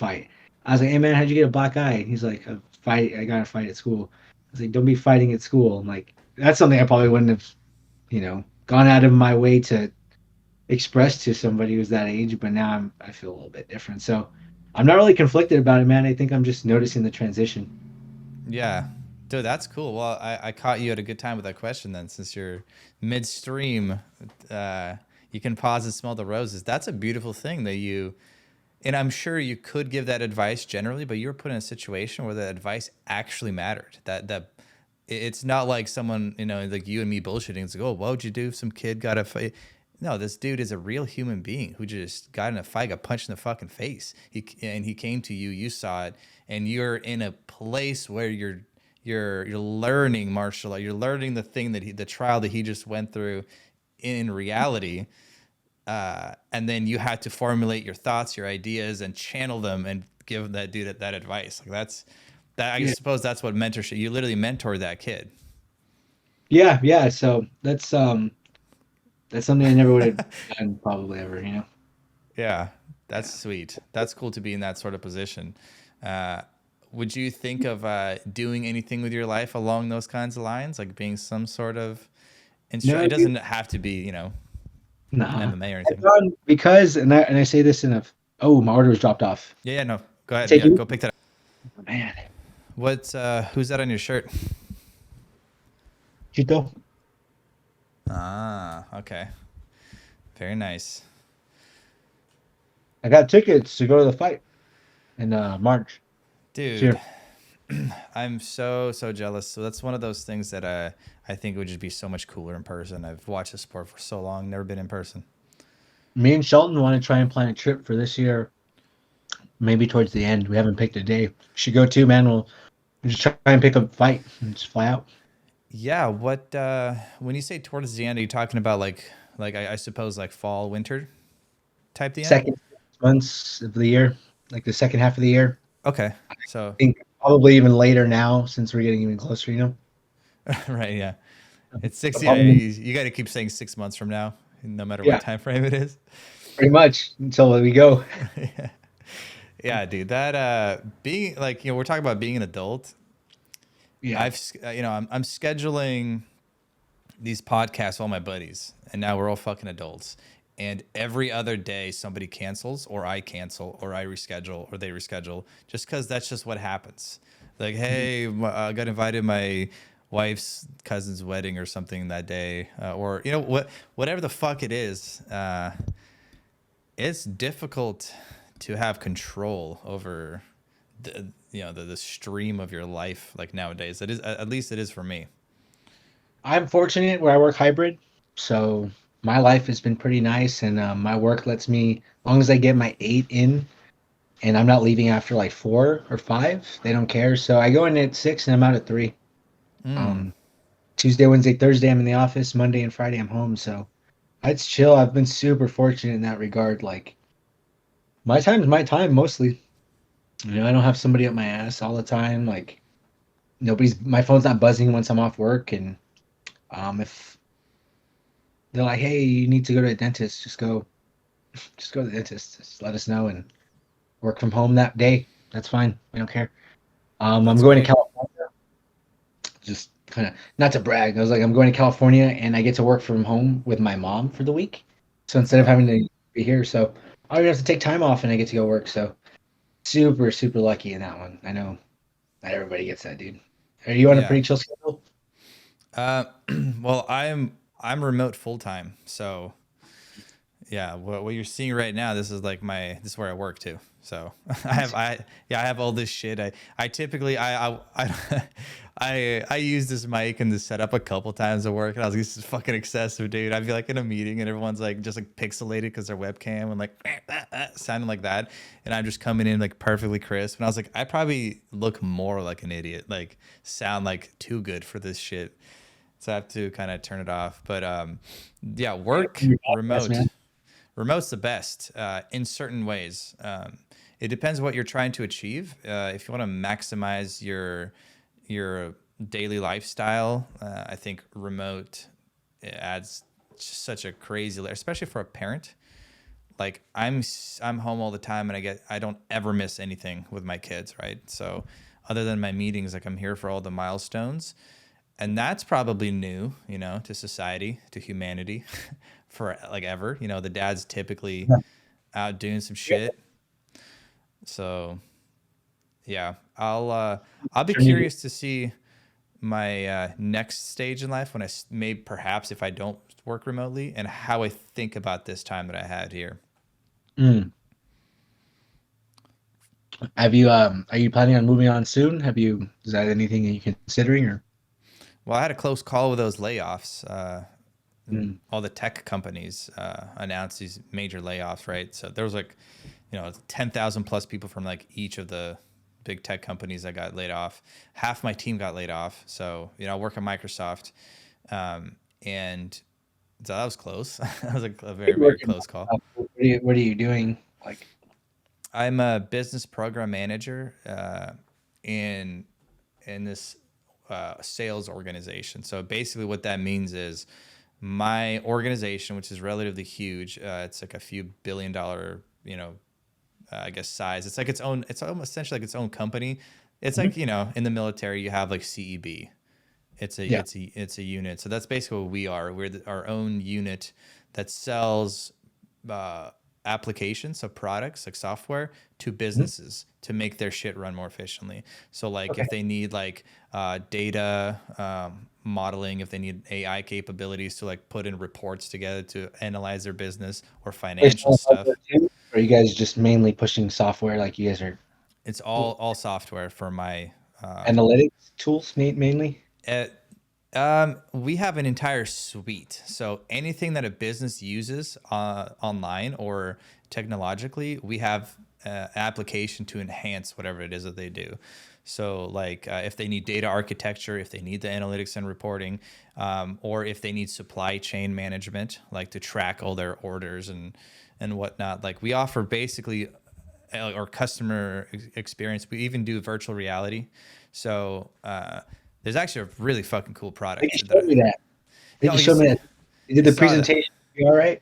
Yeah. Like people that are like running plants, they have like power plants or whatever. They just put on their VR. A little assistant pops up, and then you get this schematic of your entire plan, and you get to see all of it running in real time.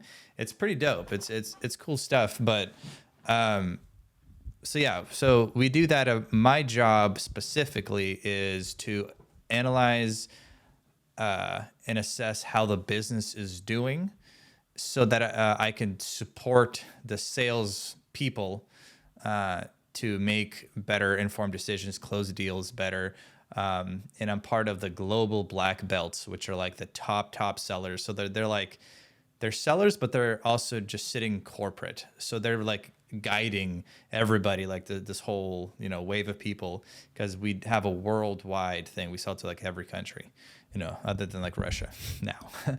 We used to, but yeah. So I basically just support that. I do whatever research needs to be done. I put together presentations. I put together packages. Like, hey, this product is doing like this, but there's this program that could incentivize the sellers to do better because Japan is doing worse than India and blah blah blah. Like So I make that kind of when shit. you make these suggestions, are you doing the research or are you delegating that work and then having them come back and say, this is a more effective software for doing this, or this is a more effective, we should pick this one over this one. Or are you doing that ground research yourself too? No, so there's an entire engineering team, right? An engineering like team that deals with like the actual software. I have like a bird's eye view of the business. So I look at everything. I look at what engineering is doing. I look at what we're putting out in marketing. I look at how, what kind of compensations do our sellers get? Is everything like, I'm just kind of analyzing everything. And then I'm supporting the sales managers in whatever the hell they need to do. So they're like, hey, can you tell me what's our year over year growth in this product so that I can make an informed decision about this? I'm like, yeah. And I'll go examine the data, make sense of it, package it up in like some sort of presentation, and debrief our leadership and be like, hey guys, this is what we're seeing here. This is what we're doing there. And a lot of it is like brainstorming together with this leadership team of like, what do we need? How do we execute this? And what kind of data do we need to pull together?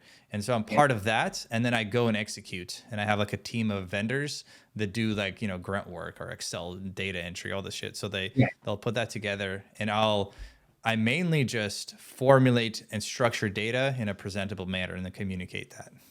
That's tight, dude. So you have the capability to learn new topics and understand what's going on really quick, huh? Um, Because I would good imagine quote. you're coming to Right. different needs all the Yeah, yeah, time. yeah. That means Well, you understand. well, it's like you know what I was doing, in the Marine Corps, kinda, right? And then going from that to what I'm doing now, I didn't have any business acumen. I wasn't fucking, ordering Yeah, parts in the S6 is not, you're not analyzing business strategy. It's more like what the dudes, probably some officers, did somewhere, right? When they're like, oh, how's the battalion doing? Do we need more tanks? Do we need more this yeah. shit? And except for there's like, it's a business. So you got to sell shit, right? So you got to make sure numbers are being met. So yeah, completely different skill set. And I would say I'm not necessarily like really, really quick at learning something like when it's new, especially online, dude. Like, I was talking to you about the attention problems I have in meetings. I'm like, oh Yeah. God, like what are these guys saying? But uh, my strength is taking a system and being able to connect the dots. So That yeah, like you could apply concepts throughout. Like I get you, man. That's cool. Go ahead though. Yeah. I'm sorry. I say it because I'm trying to make a parallel to make sure oh yeah, I'm no, on the track where you keep going and I'm like yeah, I'm not yeah. trying to get No, totally. No, I'd say that's my strength. I actually learn. I wouldn't even say I learned that quickly, but it's just in a different way. I could like hear something and I'm like, I don't even understand it. And then 3 months later, somebody tells me something and I'm like, dude, there's this other program that does blah, blah, blah, blah, blah. And then all of a sudden it clicks together. I'm like, oh, I didn't know I retained anything. Right. So I kind of feel stupid in the moment a lot, but then I'm able to sometimes put shit together. It's, that's it's cool. a, it's a weird skill though, because I don't necessarily like, I can't just turn it on, but okay, here we go. It just has to come to me. I'm like, like those like like FBI like what are those guys like psychics? I'm like, oh, I see a vision. Yeah. Yeah, that's how I Yeah. feel sometimes. See a doll's foot. I'm like, what the Yeah. What about yeah. yourself? What kind of stuff do you do for work? For since I got out, I was doing just general IT stuff. So the first job I had, I was doing all the network migrations. You remember you guys were doing the Windows 10 upgrades? Yeah. I did portion of that as far Mm. as hospitals though. So when the hospitals migrated, there was all the PII, and you can't just have your IT team coming in and doing it because I mean we know what the IT team is in the Marine Corps. Yeah. So you have contractors come in, and we were going from place to place. Number one, moving on to Windows 10, and then if they were already on it for everybody, we put them onto a new network. So we took Air Force Medical Network, all the branches, and we just made them into one network.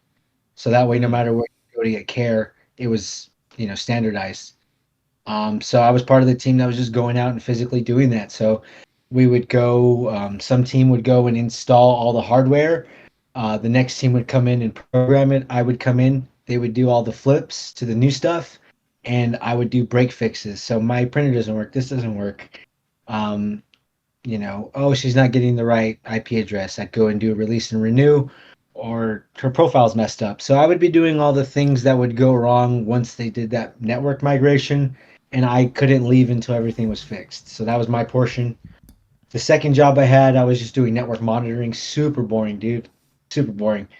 And then now I'm a network engineer. So not really an engineer to be honest. I approve network plans for the first team I was doing. They're doing all these upgrades to all the hospital infrastructures. So they have the LAN, the WLAN upgrades, like their wireless networks. I approve all the plans and make sure that they're doing everything they say they're doing throughout each step. So I'm a project Mm. manager, network engineer.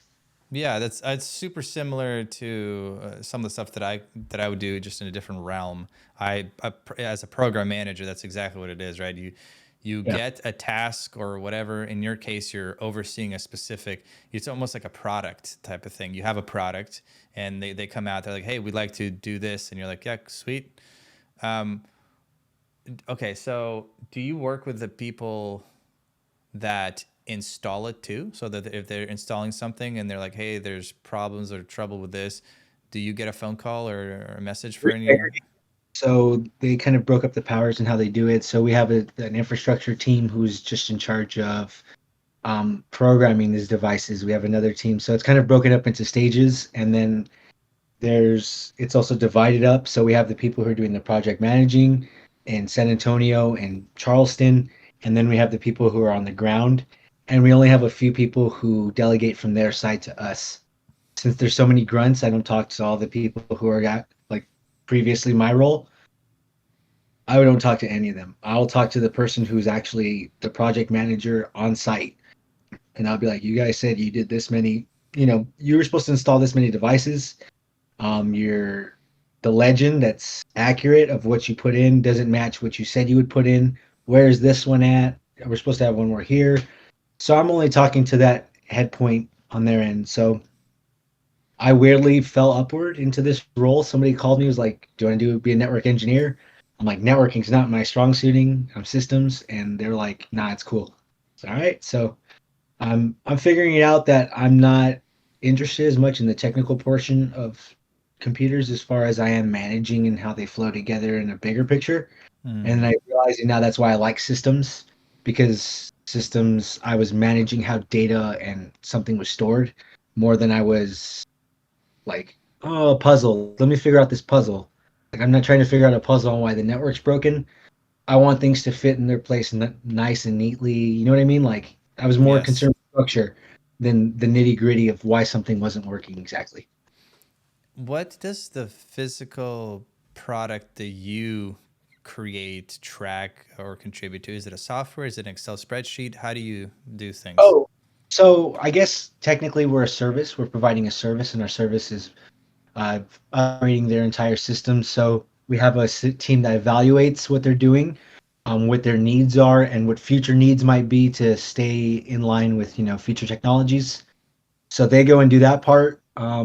Then my portion is basically delivering that upgrade itself, everywhere from the hardware to making sure that the cabling is correct to that these devices are functioning. I may not, I don't care how you get it functioning, but that is part of my closeout is that we're making sure that these devices we installed are actually approved. Turnover is handled. That's on their end, but it is part of things that I acknowledge. You know what I mean? So Yeah. How many, I suppose, like, say you got teams out there installing, how many teams are you overseeing at any given point in time? Me personally, so I am still learning the ropes as far as everything because there's so many forms and like I'm looking at so many different like just forms, dude. Like every single day I have like probably I don't know 8 emails from one specific base. So they basically break it up into branches, and we each do the migration of that base on a timeline. So we just closed out fiscal year 21 recently, and now we're opening up 23. So that's how far along these processes are going. So I might Hmm. see 8 to 9 branches a week that I'm actively interacting with. Um, and that goes on just nonstop. So it's never really going to stop coming in. It's kind of like the mail. We're Yep. always going to be doing upgrades. We're always going to be evaluating, reinstalling things. We may close out, but then, hey, we're done with your wireless. Let's upgrade the next portion of whatever. And then the new contract is cut and just repeat, bro. So they've been on for 13 years doing this. Wow. That's honestly sounds pretty sweet. What? stands out to you? What's some like interesting like things that you've learned about the way things are structured? That's like, oh, that's cool. That's sweet, or it could be better this way. I mean, I think now I don't really have too much insight as to like how can we improve things or deficient as far as the systems themselves, but like as far as government contracting, I'm like, oh, we're money laundering. That's tight. Like we're money laundering right now. Like they didn't care if I had enough experience to do the job or anything. They just want to make sure that their body's through the door so they get their cut of my contract. You know what I mean? So that was Right. something eye opening was understanding how the money flows. And yeah, dude, that part's crazy. So the Oh, business side of things, understanding IT, I guess that the cloud is a joke as far as like people's conception of it. right? Because And like, is it because there's something physical on the other side? yeah, they have no idea that yeah, you're just borrowing somebody's computer space, though. You're not offloading all this stuff into some magical place. This is somebody's computer who could crash. Like they could lose your data, but they don't no concept of stuff like that. Yeah, I suppose that's why when you're buying a cloud, it's like, okay, what kind of information does your business or your personal, whatever use? Is it sensitive? What about security? What about this? What about that? And so you probably go with one of the top dudes. You go with Google, you go with Microsoft, go with Amazon, and you're like, well, hopefully they have enough security in their and their infrastructure to protect these servers, because it's literally that's what it is. It's just a giant computer. They have their own like cards and their own memory. It's actually kind of cool. The physical infrastructure is kind of cool. Like Yeah, what? Yeah, fiber. yeah, it's pretty sweet. I was looking into possibly transferring into Azure, which is our cloud computing, and that forced me to sort of Google it and look into it. I was like, oh, this is pretty interesting. So I was interested initially. I wanted to be a SQL DBA. That was like my goal. I'm a network engineer because I fell into it, but I wanted to be a SQL DBA. And now SQL is less focused on because they want to move to Azure, which is the cloud version of them Yep. storing your data instead of SQL. So I was about to start learning Azure. We might end up taking classes together, man. Fucking Ah, very well. Well, I yeah, I haven't had the. I guess no, I have had experience with Azure. I take that back. In my bridge, fucking what the hell's that? Skill Bridge. Jeez, Skill Bridge. Yeah, during my Skill Bridge, we had to do some Azure stuff. I was not like, oh, I could get super into this, but I did like the hardware portion when I was just Googling things. I was like, oh, wow. And then you see like the little timeline and it has like this little fucking storage thing. It's like, bup, bup, bup, bup. And then these physical, just gigantic monoliths have like a billion gigs of RAM or whatever the fuck it is. Right. Like that's pretty cool. I'm like, oh, that's how that's done.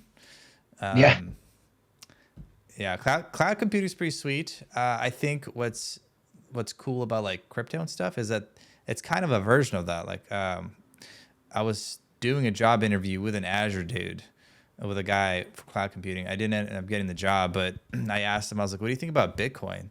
And I was like hoping that he kind of knew something about it, so that during the interview I could at least riff with him and make the connection to how the Bitcoin network is literally just using everybody's computer that's mining as the storage system for the Bitcoin. So it's just like the more nodes you have, the more powerful the computing strength gets, because it all gets combined. But then it was a total miss and he didn't know anything about it. And I was like, fuck. I was like, I just mentioned Bitcoin in a job interview and now a fruitless fucking question.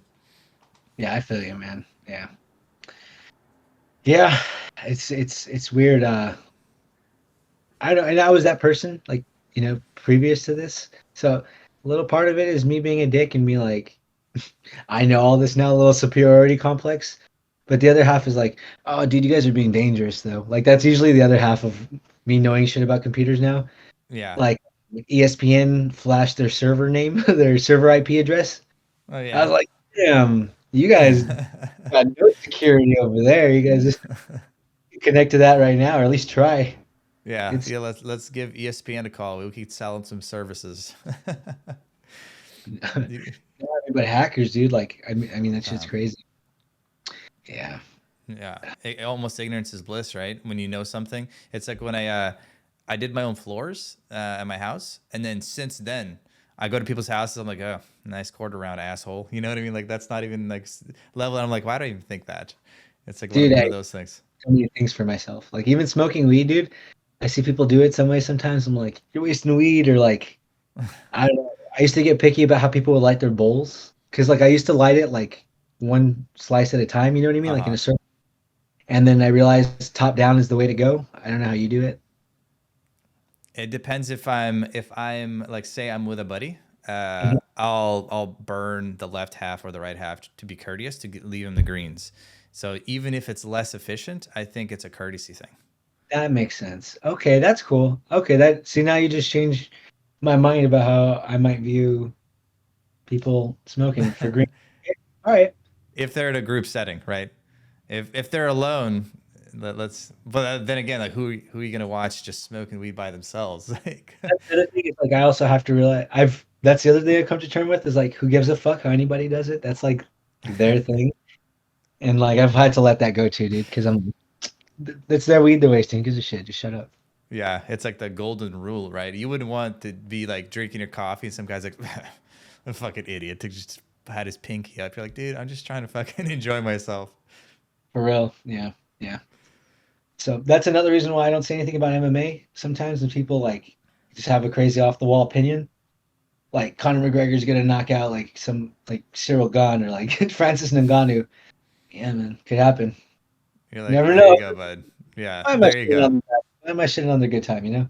Yeah, solid analysis, pal. I'm getting out of here. That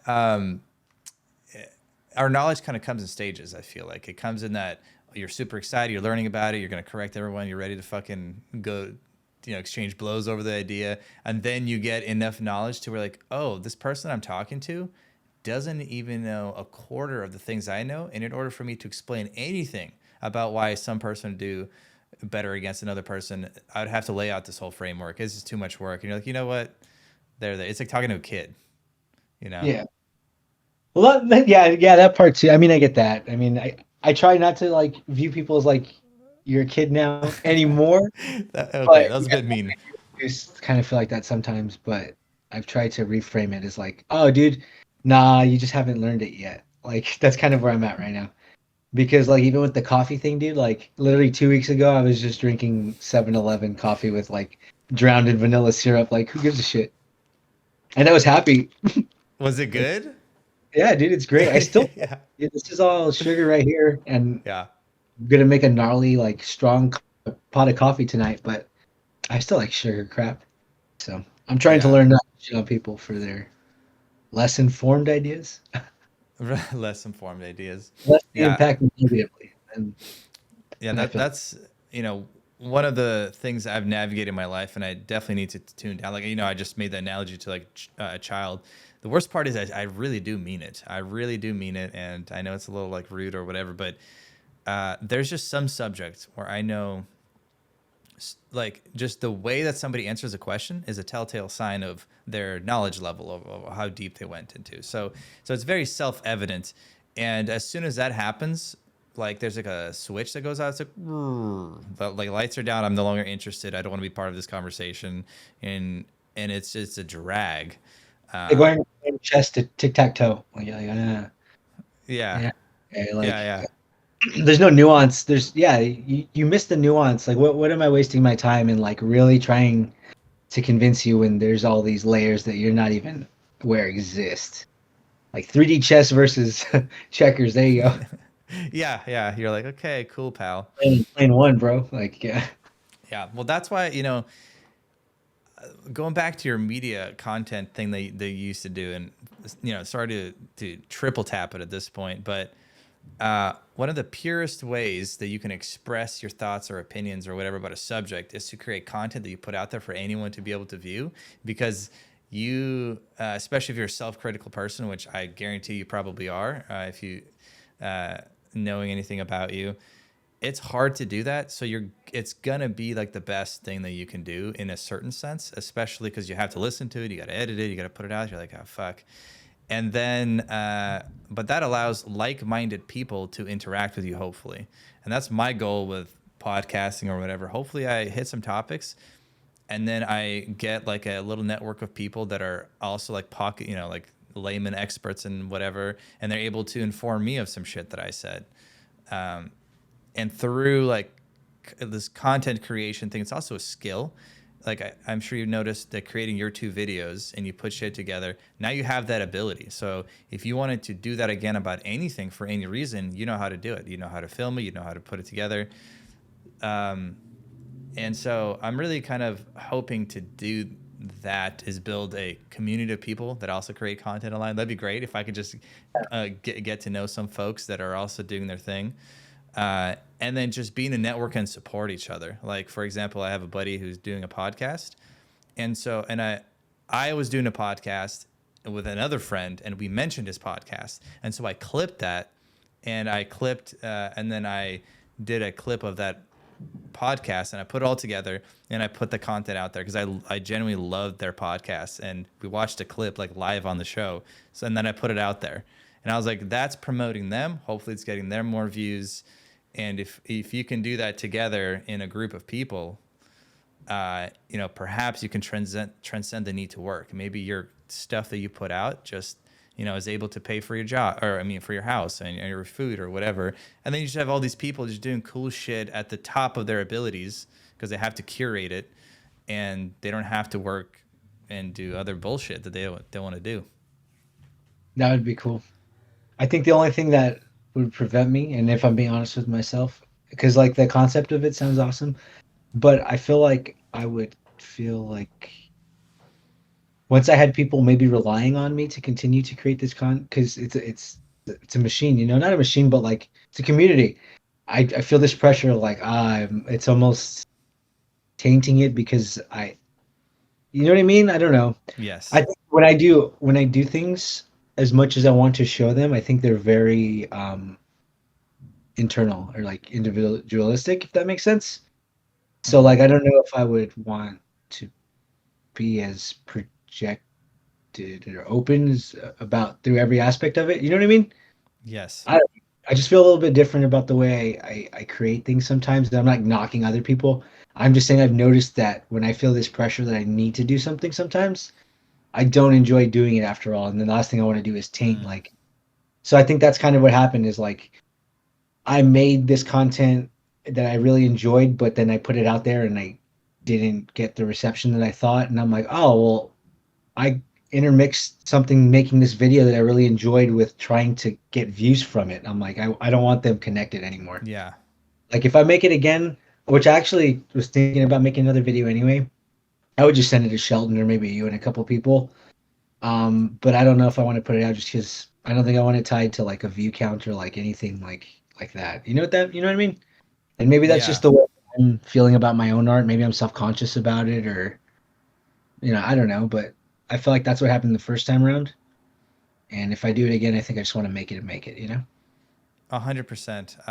I agree with that notion, and that's the way I'm trying to do it. And it's hard because I'm very aware that the cameras are on at this point, right? I'm Yeah. very aware to the whole process, and yeah, I think I certainly need to drop that kind of notion as well, because no one's gonna watch my shit for a long time, and I shouldn't give a fuck because I'm not trying to do busy work. I'm trying to have a great time. That's why I'm like taking shots, taking Yeah, bong yeah. rips, whatever it is. Like I had my first official posting of my podcast, and I didn't post anything about it. I just uploaded to YouTube. Like you know what I mean? Like I didn't make an announcement or anything. I was like, okay, well, sweet. I got my first podcast out now. Because I also don't want that kind of thing, because that becomes the objective and the goal, Mhm. and that's not why anyone would be successful without forcing a different element than what they would naturally do. And I don't know. Yeah, no, I totally agree. It's a slippery slope, particularly with like the view count and everything. And you're like, oh, am I not good enough? It's like, fucking, why is this Yeah, not? That's toxic, and it's just like, okay, that's unhealthy. yeah, and then that's just that. speaking to that negative, like intentionally putting yourself maybe in a negative environment. That's why I'm also moving on from Muay Thai.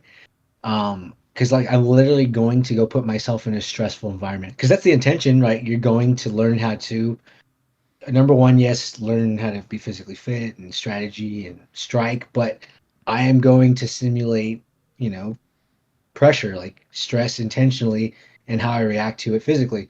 And I think it's not always good for my mental health. At least me personally, not everybody, because I mean, it's a great outlet, but I'm realizing about myself, I don't thrive on a day to day now when I'm because I'll go to practice, dude, and I'll be anxious, like a cold sweat in my hands, like Mm. 2 hours before practice. And I go maybe 4 times a week, which is about what almost every day. And every day, dude, I'm like, I don't want to go. I don't want to be there. I'm like anxious. I'm sweating, and I'm like, why am I doing this anymore? So Mm. I'm getting to the point where like I'm no longer throwing myself into things that I'm noticing or stressing myself, and I'm gonna keep this creative and like physical and competitive drive, but I'm just going to turn it into places where they're healthy, like triathlon, where I'm not competing against somebody who's trying to hurt me. I'm competing against myself, trying to go faster and be more efficient. Like, my art, like if I'm going to do these videos, I want to do them for me, not for. So I think that's kind of what I'm trying to change about myself at this point, the way I view things. Right. And it might takes just some time to mold that kind of stuff before you even know what the hell you're trying to accomplish, or rather which way you should be accomplishing it. And yeah, you certainly got time. You're not you're not on, and that's the beautiful thing. It's like whenever I do these podcasts, it's like, okay, I'm not paying the bills right now with this thing. Like I don't like I feel no pressure to like, oh, I need to edit this video in a couple days and blah blah blah. And that's super nice. Like that part of it is like my only thing where I'm not like constrained or have to do something, or like this is just like if I want to do it, I pick this up, and if I don't edit the podcast for a week, okay. Like no Yeah, yeah, sweat off my sack. yeah. If you do it every day, like, cool. Yeah. Yeah, that's if you can grind it. What so how okay, I think I've asked you this like a long time ago over text, but how's your MMA training in general? Um how has it changed your perception of like physical altercation and being in a physical environment? One, are you more susceptible to perceiving danger? Do you feel like you're more alert, or is it kind of the same, but now you're just more confident? Like, how did that kind of change you? Yeah, so I've always done like something like when I was in high school I wrestled. So from the jump I had a baseline of like a sense of grappling. Like I've never felt insecure in my physical security. That makes sense. Like Mm-hmm. I remember I was 19 and I worked at a discount tire or America's Tire, depending on where you live. Like it changes the name, but um, and dude, we would like fight in the back to settle arguments or wrestle, like pretty physical shit that you shouldn't be doing at a job. I was Yeah. 19 years old, and I was like, because I could wrestle and stuff, I was manhandling like 26-year-old guys who are just confident. So like Mm. that always changed my perception. But once I started striking, it also let me know like how just because I'm athletic, that doesn't mean that I can physically just beat somebody up and I'm gonna get my hands on them immediately. Like I realized how I could really get like starched by somebody who could box. Like that was for real. Like that could happen. I also learned how unassuming anybody who's a killer could be. So you look at somebody like I could fuck him up. They're like, dude, you don't know. You just don't know anymore, dude. I see people in the gym who are just unassuming looking and they're killers, dude. I think Mark looked at me one time and he's like, I never would have thought you had like a fight in you. And I was like, oh yeah, dude, like, because we did Pupil Six, Uh-huh. and I just beat the shit out of Mark, dude. He's like, your face, dude. I was like, oh yeah, I'll go. So people are unassuming. I learned that. I also learned that people are also like ignorant to how um unaware of how strong they are, or like they think they are. Like I've had Mm. people think like they're huge, they're gonna beat anybody up, man. Tiny dudes, man, they're gonna wreck you. Somebody with skill and a lot of training can wreck you. how big is the difference between a person who might be very athletic, very strong, maybe play football, whatever, uh, and then somebody, roughly their size, but maybe they're just not as physical, at least perceiving, but they're, been training, boxing or whatever it is for like a few years. How, like, what are the percent chance, I suppose, that an untrained athletic dude could have a chance against someone who's very well trained, but they're just not as athletic? I mean, as long as there's like a general, because I've also learned too, like there are some people who walk into the gym and, hey man, you're just an athletic freak. Like you're gonna supersede the basic guy's knowledge and just overpower him. But if you have guys who are pretty similar in athleticism, maybe the guy who's, just slightly 25% less athletic, but they have real training, it's gonna sort itself out within like 2 minutes, dude. Because Hmm. if somebody who wasn't training my exact size but athleticism got their hands on me and we started grappling, they're just things that you're not used to feeling, and your muscles will fatigue quick. You can go like this a few times, but you don't realize when somebody's pulling on your arm each way, like how underdeveloped all these little muscles are. Uh-huh. And there's just a difference, man. And you'll tuck her out. They'll tuck her out. So I've grappled with dudes when I was skinny, like 210, 230, somewhere in that range. And just going off my high school technique and like instincts, I grappled the shit out of them. Like double legs off of it, like sprawling single fireman carries, dude. Ah, you'll be fine if you're trained. Um, I think the discipline matters though, because jujitsu, you can wreck somebody one almost no chance. Like they have no chance. Nobody's Hmm. gonna like, catch you in a submission, Right. right? That's just not happening. A fist fight, you can get caught by anybody on accident. Anybody. BJ Penn got knocked the fuck out in Hawaii. Did you see that? Yeah, yeah. And he, arguably probably had the greatest reflexes, right? His Yeah, his reflexes were out of this world. clocked by some random dude who just caught him. So uh, he wouldn't have submitted him, but yeah, definitely can get knocked out. Yeah, right. Right, wouldn't have submitted him. Yeah, that's the thing about, like, whenever you watch those videos, the person who strikes first with this just flurry of fists, like, even in my eyes, like, even if you're a trained fighter, like, that's just so much to deal with. You're just like, you're just, you have to, like, hopefully you're not like up against something or a counter or some It shit. So, really like, arm because yeah. I used to think when I got in a fight, I'd be really worried. Like if I got in a physical fight out in the street, I'm worried about somebody sucker punching me, but you're probably only gonna get one off before I start recognizing what's going on, to be honest. Like you get one or two off when I get hit before I'm like already paying attention. And then after that, I'm probably gonna be fine. So I don't know. It's also like a confidence in like getting hit now. I've been hit. I kind of know Hmm. like I take a hit. Right. That's something that's cool. But um, did you see my fight on Instagram? Yeah. Yeah, I did. Yeah, it was That dude, sweet. that dude was pretty untrained. Like he would train, but he doesn't go consistently. He shows up like once every 3 months for like a week. Like, Hmm.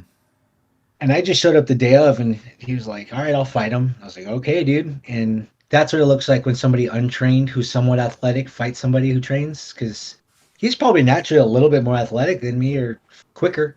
Maybe not athletic, but quicker. But nah, dude. After the first two exchanges, I got hit, but once after the first two, I was chill. Hmm. Yeah, I I've think you can. never. I was gonna say I never had experience like that. I've never sparred other than like Marine Corps boxing, right? That's not, the stakes aren't that high there. You can't. Um, but I've never like been in either like a fist fight or sparred somebody in my adult life. I think if you're in the right environment, dude, and you have people who aren't ego driven, which is something that I've had to come and check because I've gotten good, and I used to have to fight people off, and now like I can bully people on accident. Something I got to correct, but as long as you have people who are aware and you're also communicating, because people will get hit and they won't say anything, and they'll just be like, "Oh shit," and like if you're like, "Hey man, can we turn it down? Like it's getting too heavy." You go, "Oh yeah," like it's no big deal, but people will like try and just power through it and like, okay, let me dig down and fight. I'm like, nah, man, if you should just tell me like this is too heavy of pressure, we can ease it up. Tell me you're new. And as long as you're in an environment where people have that mindset, dude, it's super fun and you don't have to take damage, anything like that. And you can also be like, "No, I don't want to spar with you." Like, I've had people tell me now, like, "You spar too hard." I'm like, "All right, then that's fine." And I'll get You're like fair. yeah. I've gotten to the point now where like sometimes I get flared up because I'll get hit hard, be like, I was being cool, and then I'll be like, "What the fuck, dude?" And then because now I can actually hit, I couldn't before. So if I lash back out, it was even. But now I'm starting to be it's a dick move if I do it anymore. When you say now you can hit, do you mean power wise, or are you talking about the skill to land the punch? The skill more. I mean, power too. It came with better form, but just being able to see the openings and not take advantage. That's new. Because before you hit a hole, you're like, oh fuck, and you might accidentally crack somebody because you're so excited and you're just trying to hit them before the window closes Uh huh. that you go too hard, and that's you become a bad partner. And then now, like I would get excited, but it wasn't a big deal because I didn't hit it hard. Now I see the opening quicker, my form's better, and I'm heavier, so I hit people too hard, and they're like, "Fuck." I'm like, ugh. How much does confidence play a role in fighting? Mm, I think it comes down to the individual. I think it's like what you feed off of. If you feed off of negative impact, like I can't lose this, then that might be for you. Or if you're positive and you're like I'm invincible, and you're just some confident fuck, and that's how you get off, or like you win. But me, it's more like I can't lose like this. That's my motivator. Hmm. I can't go down like this. Like when I would do stuff like push up competitions or like we're doing planks, I'm like, I just can't lose. I can't be worse than that guy. So I've always had the opposite motivator than like I'm the man. There's nobody that can beat me. But I think if you doubt yourself huge, that could be bad. What do you think? I mean, Um, I'm trying to imagine what it's like to have this like supreme confidence, like as we're talking, to just go in there and do stuff. And the reason why I kind of have to imagine that is because that's something I'm trying to that part of me that I know exists because I see it come out in a lot of other shit, like particularly maybe if I'm like talking or like doing something where the stakes aren't that high. But in sports, back in high school, I almost felt bad if I was better than somebody, and I'd toy around. I just, I'd play. I wouldn't like take things too seriously.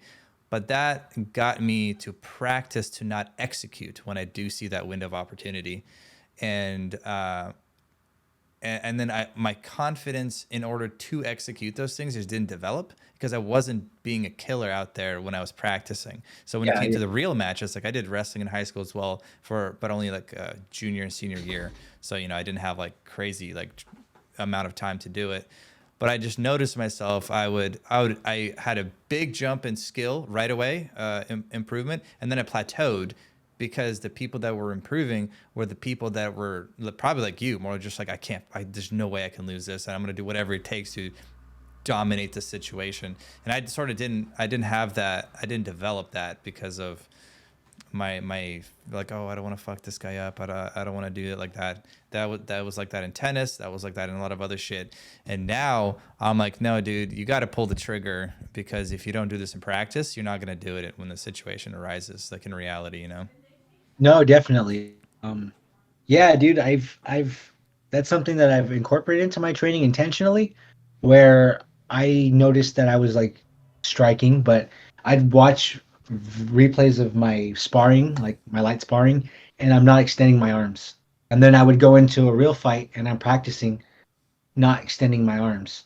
So doing full repetitions is super important when it's game day because if you're selling it short, that's what your body kind of muscle reacts to.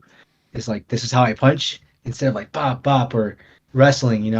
There's a difference between trying to drag someone lightly down on a single leg when you know you've got it, and then like oh fuck, I have to fight for this single. I have to drag it in. I'm gonna have to run the pike like as hard as I can, or you duck under a sprawl. That never happens to you if you're always like dominating. You know what I mean? You just easily double leg somebody.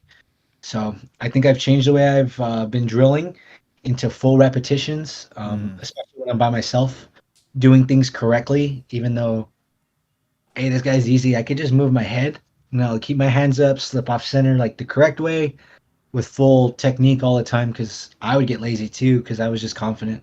It's like, fuck, well, he's not going to hit me anyway. I'll just chill. But I'm not learning like good guard when some dudes who's fucking good catch me on the exit. This guy can't catch me on the exit. So you get complacent.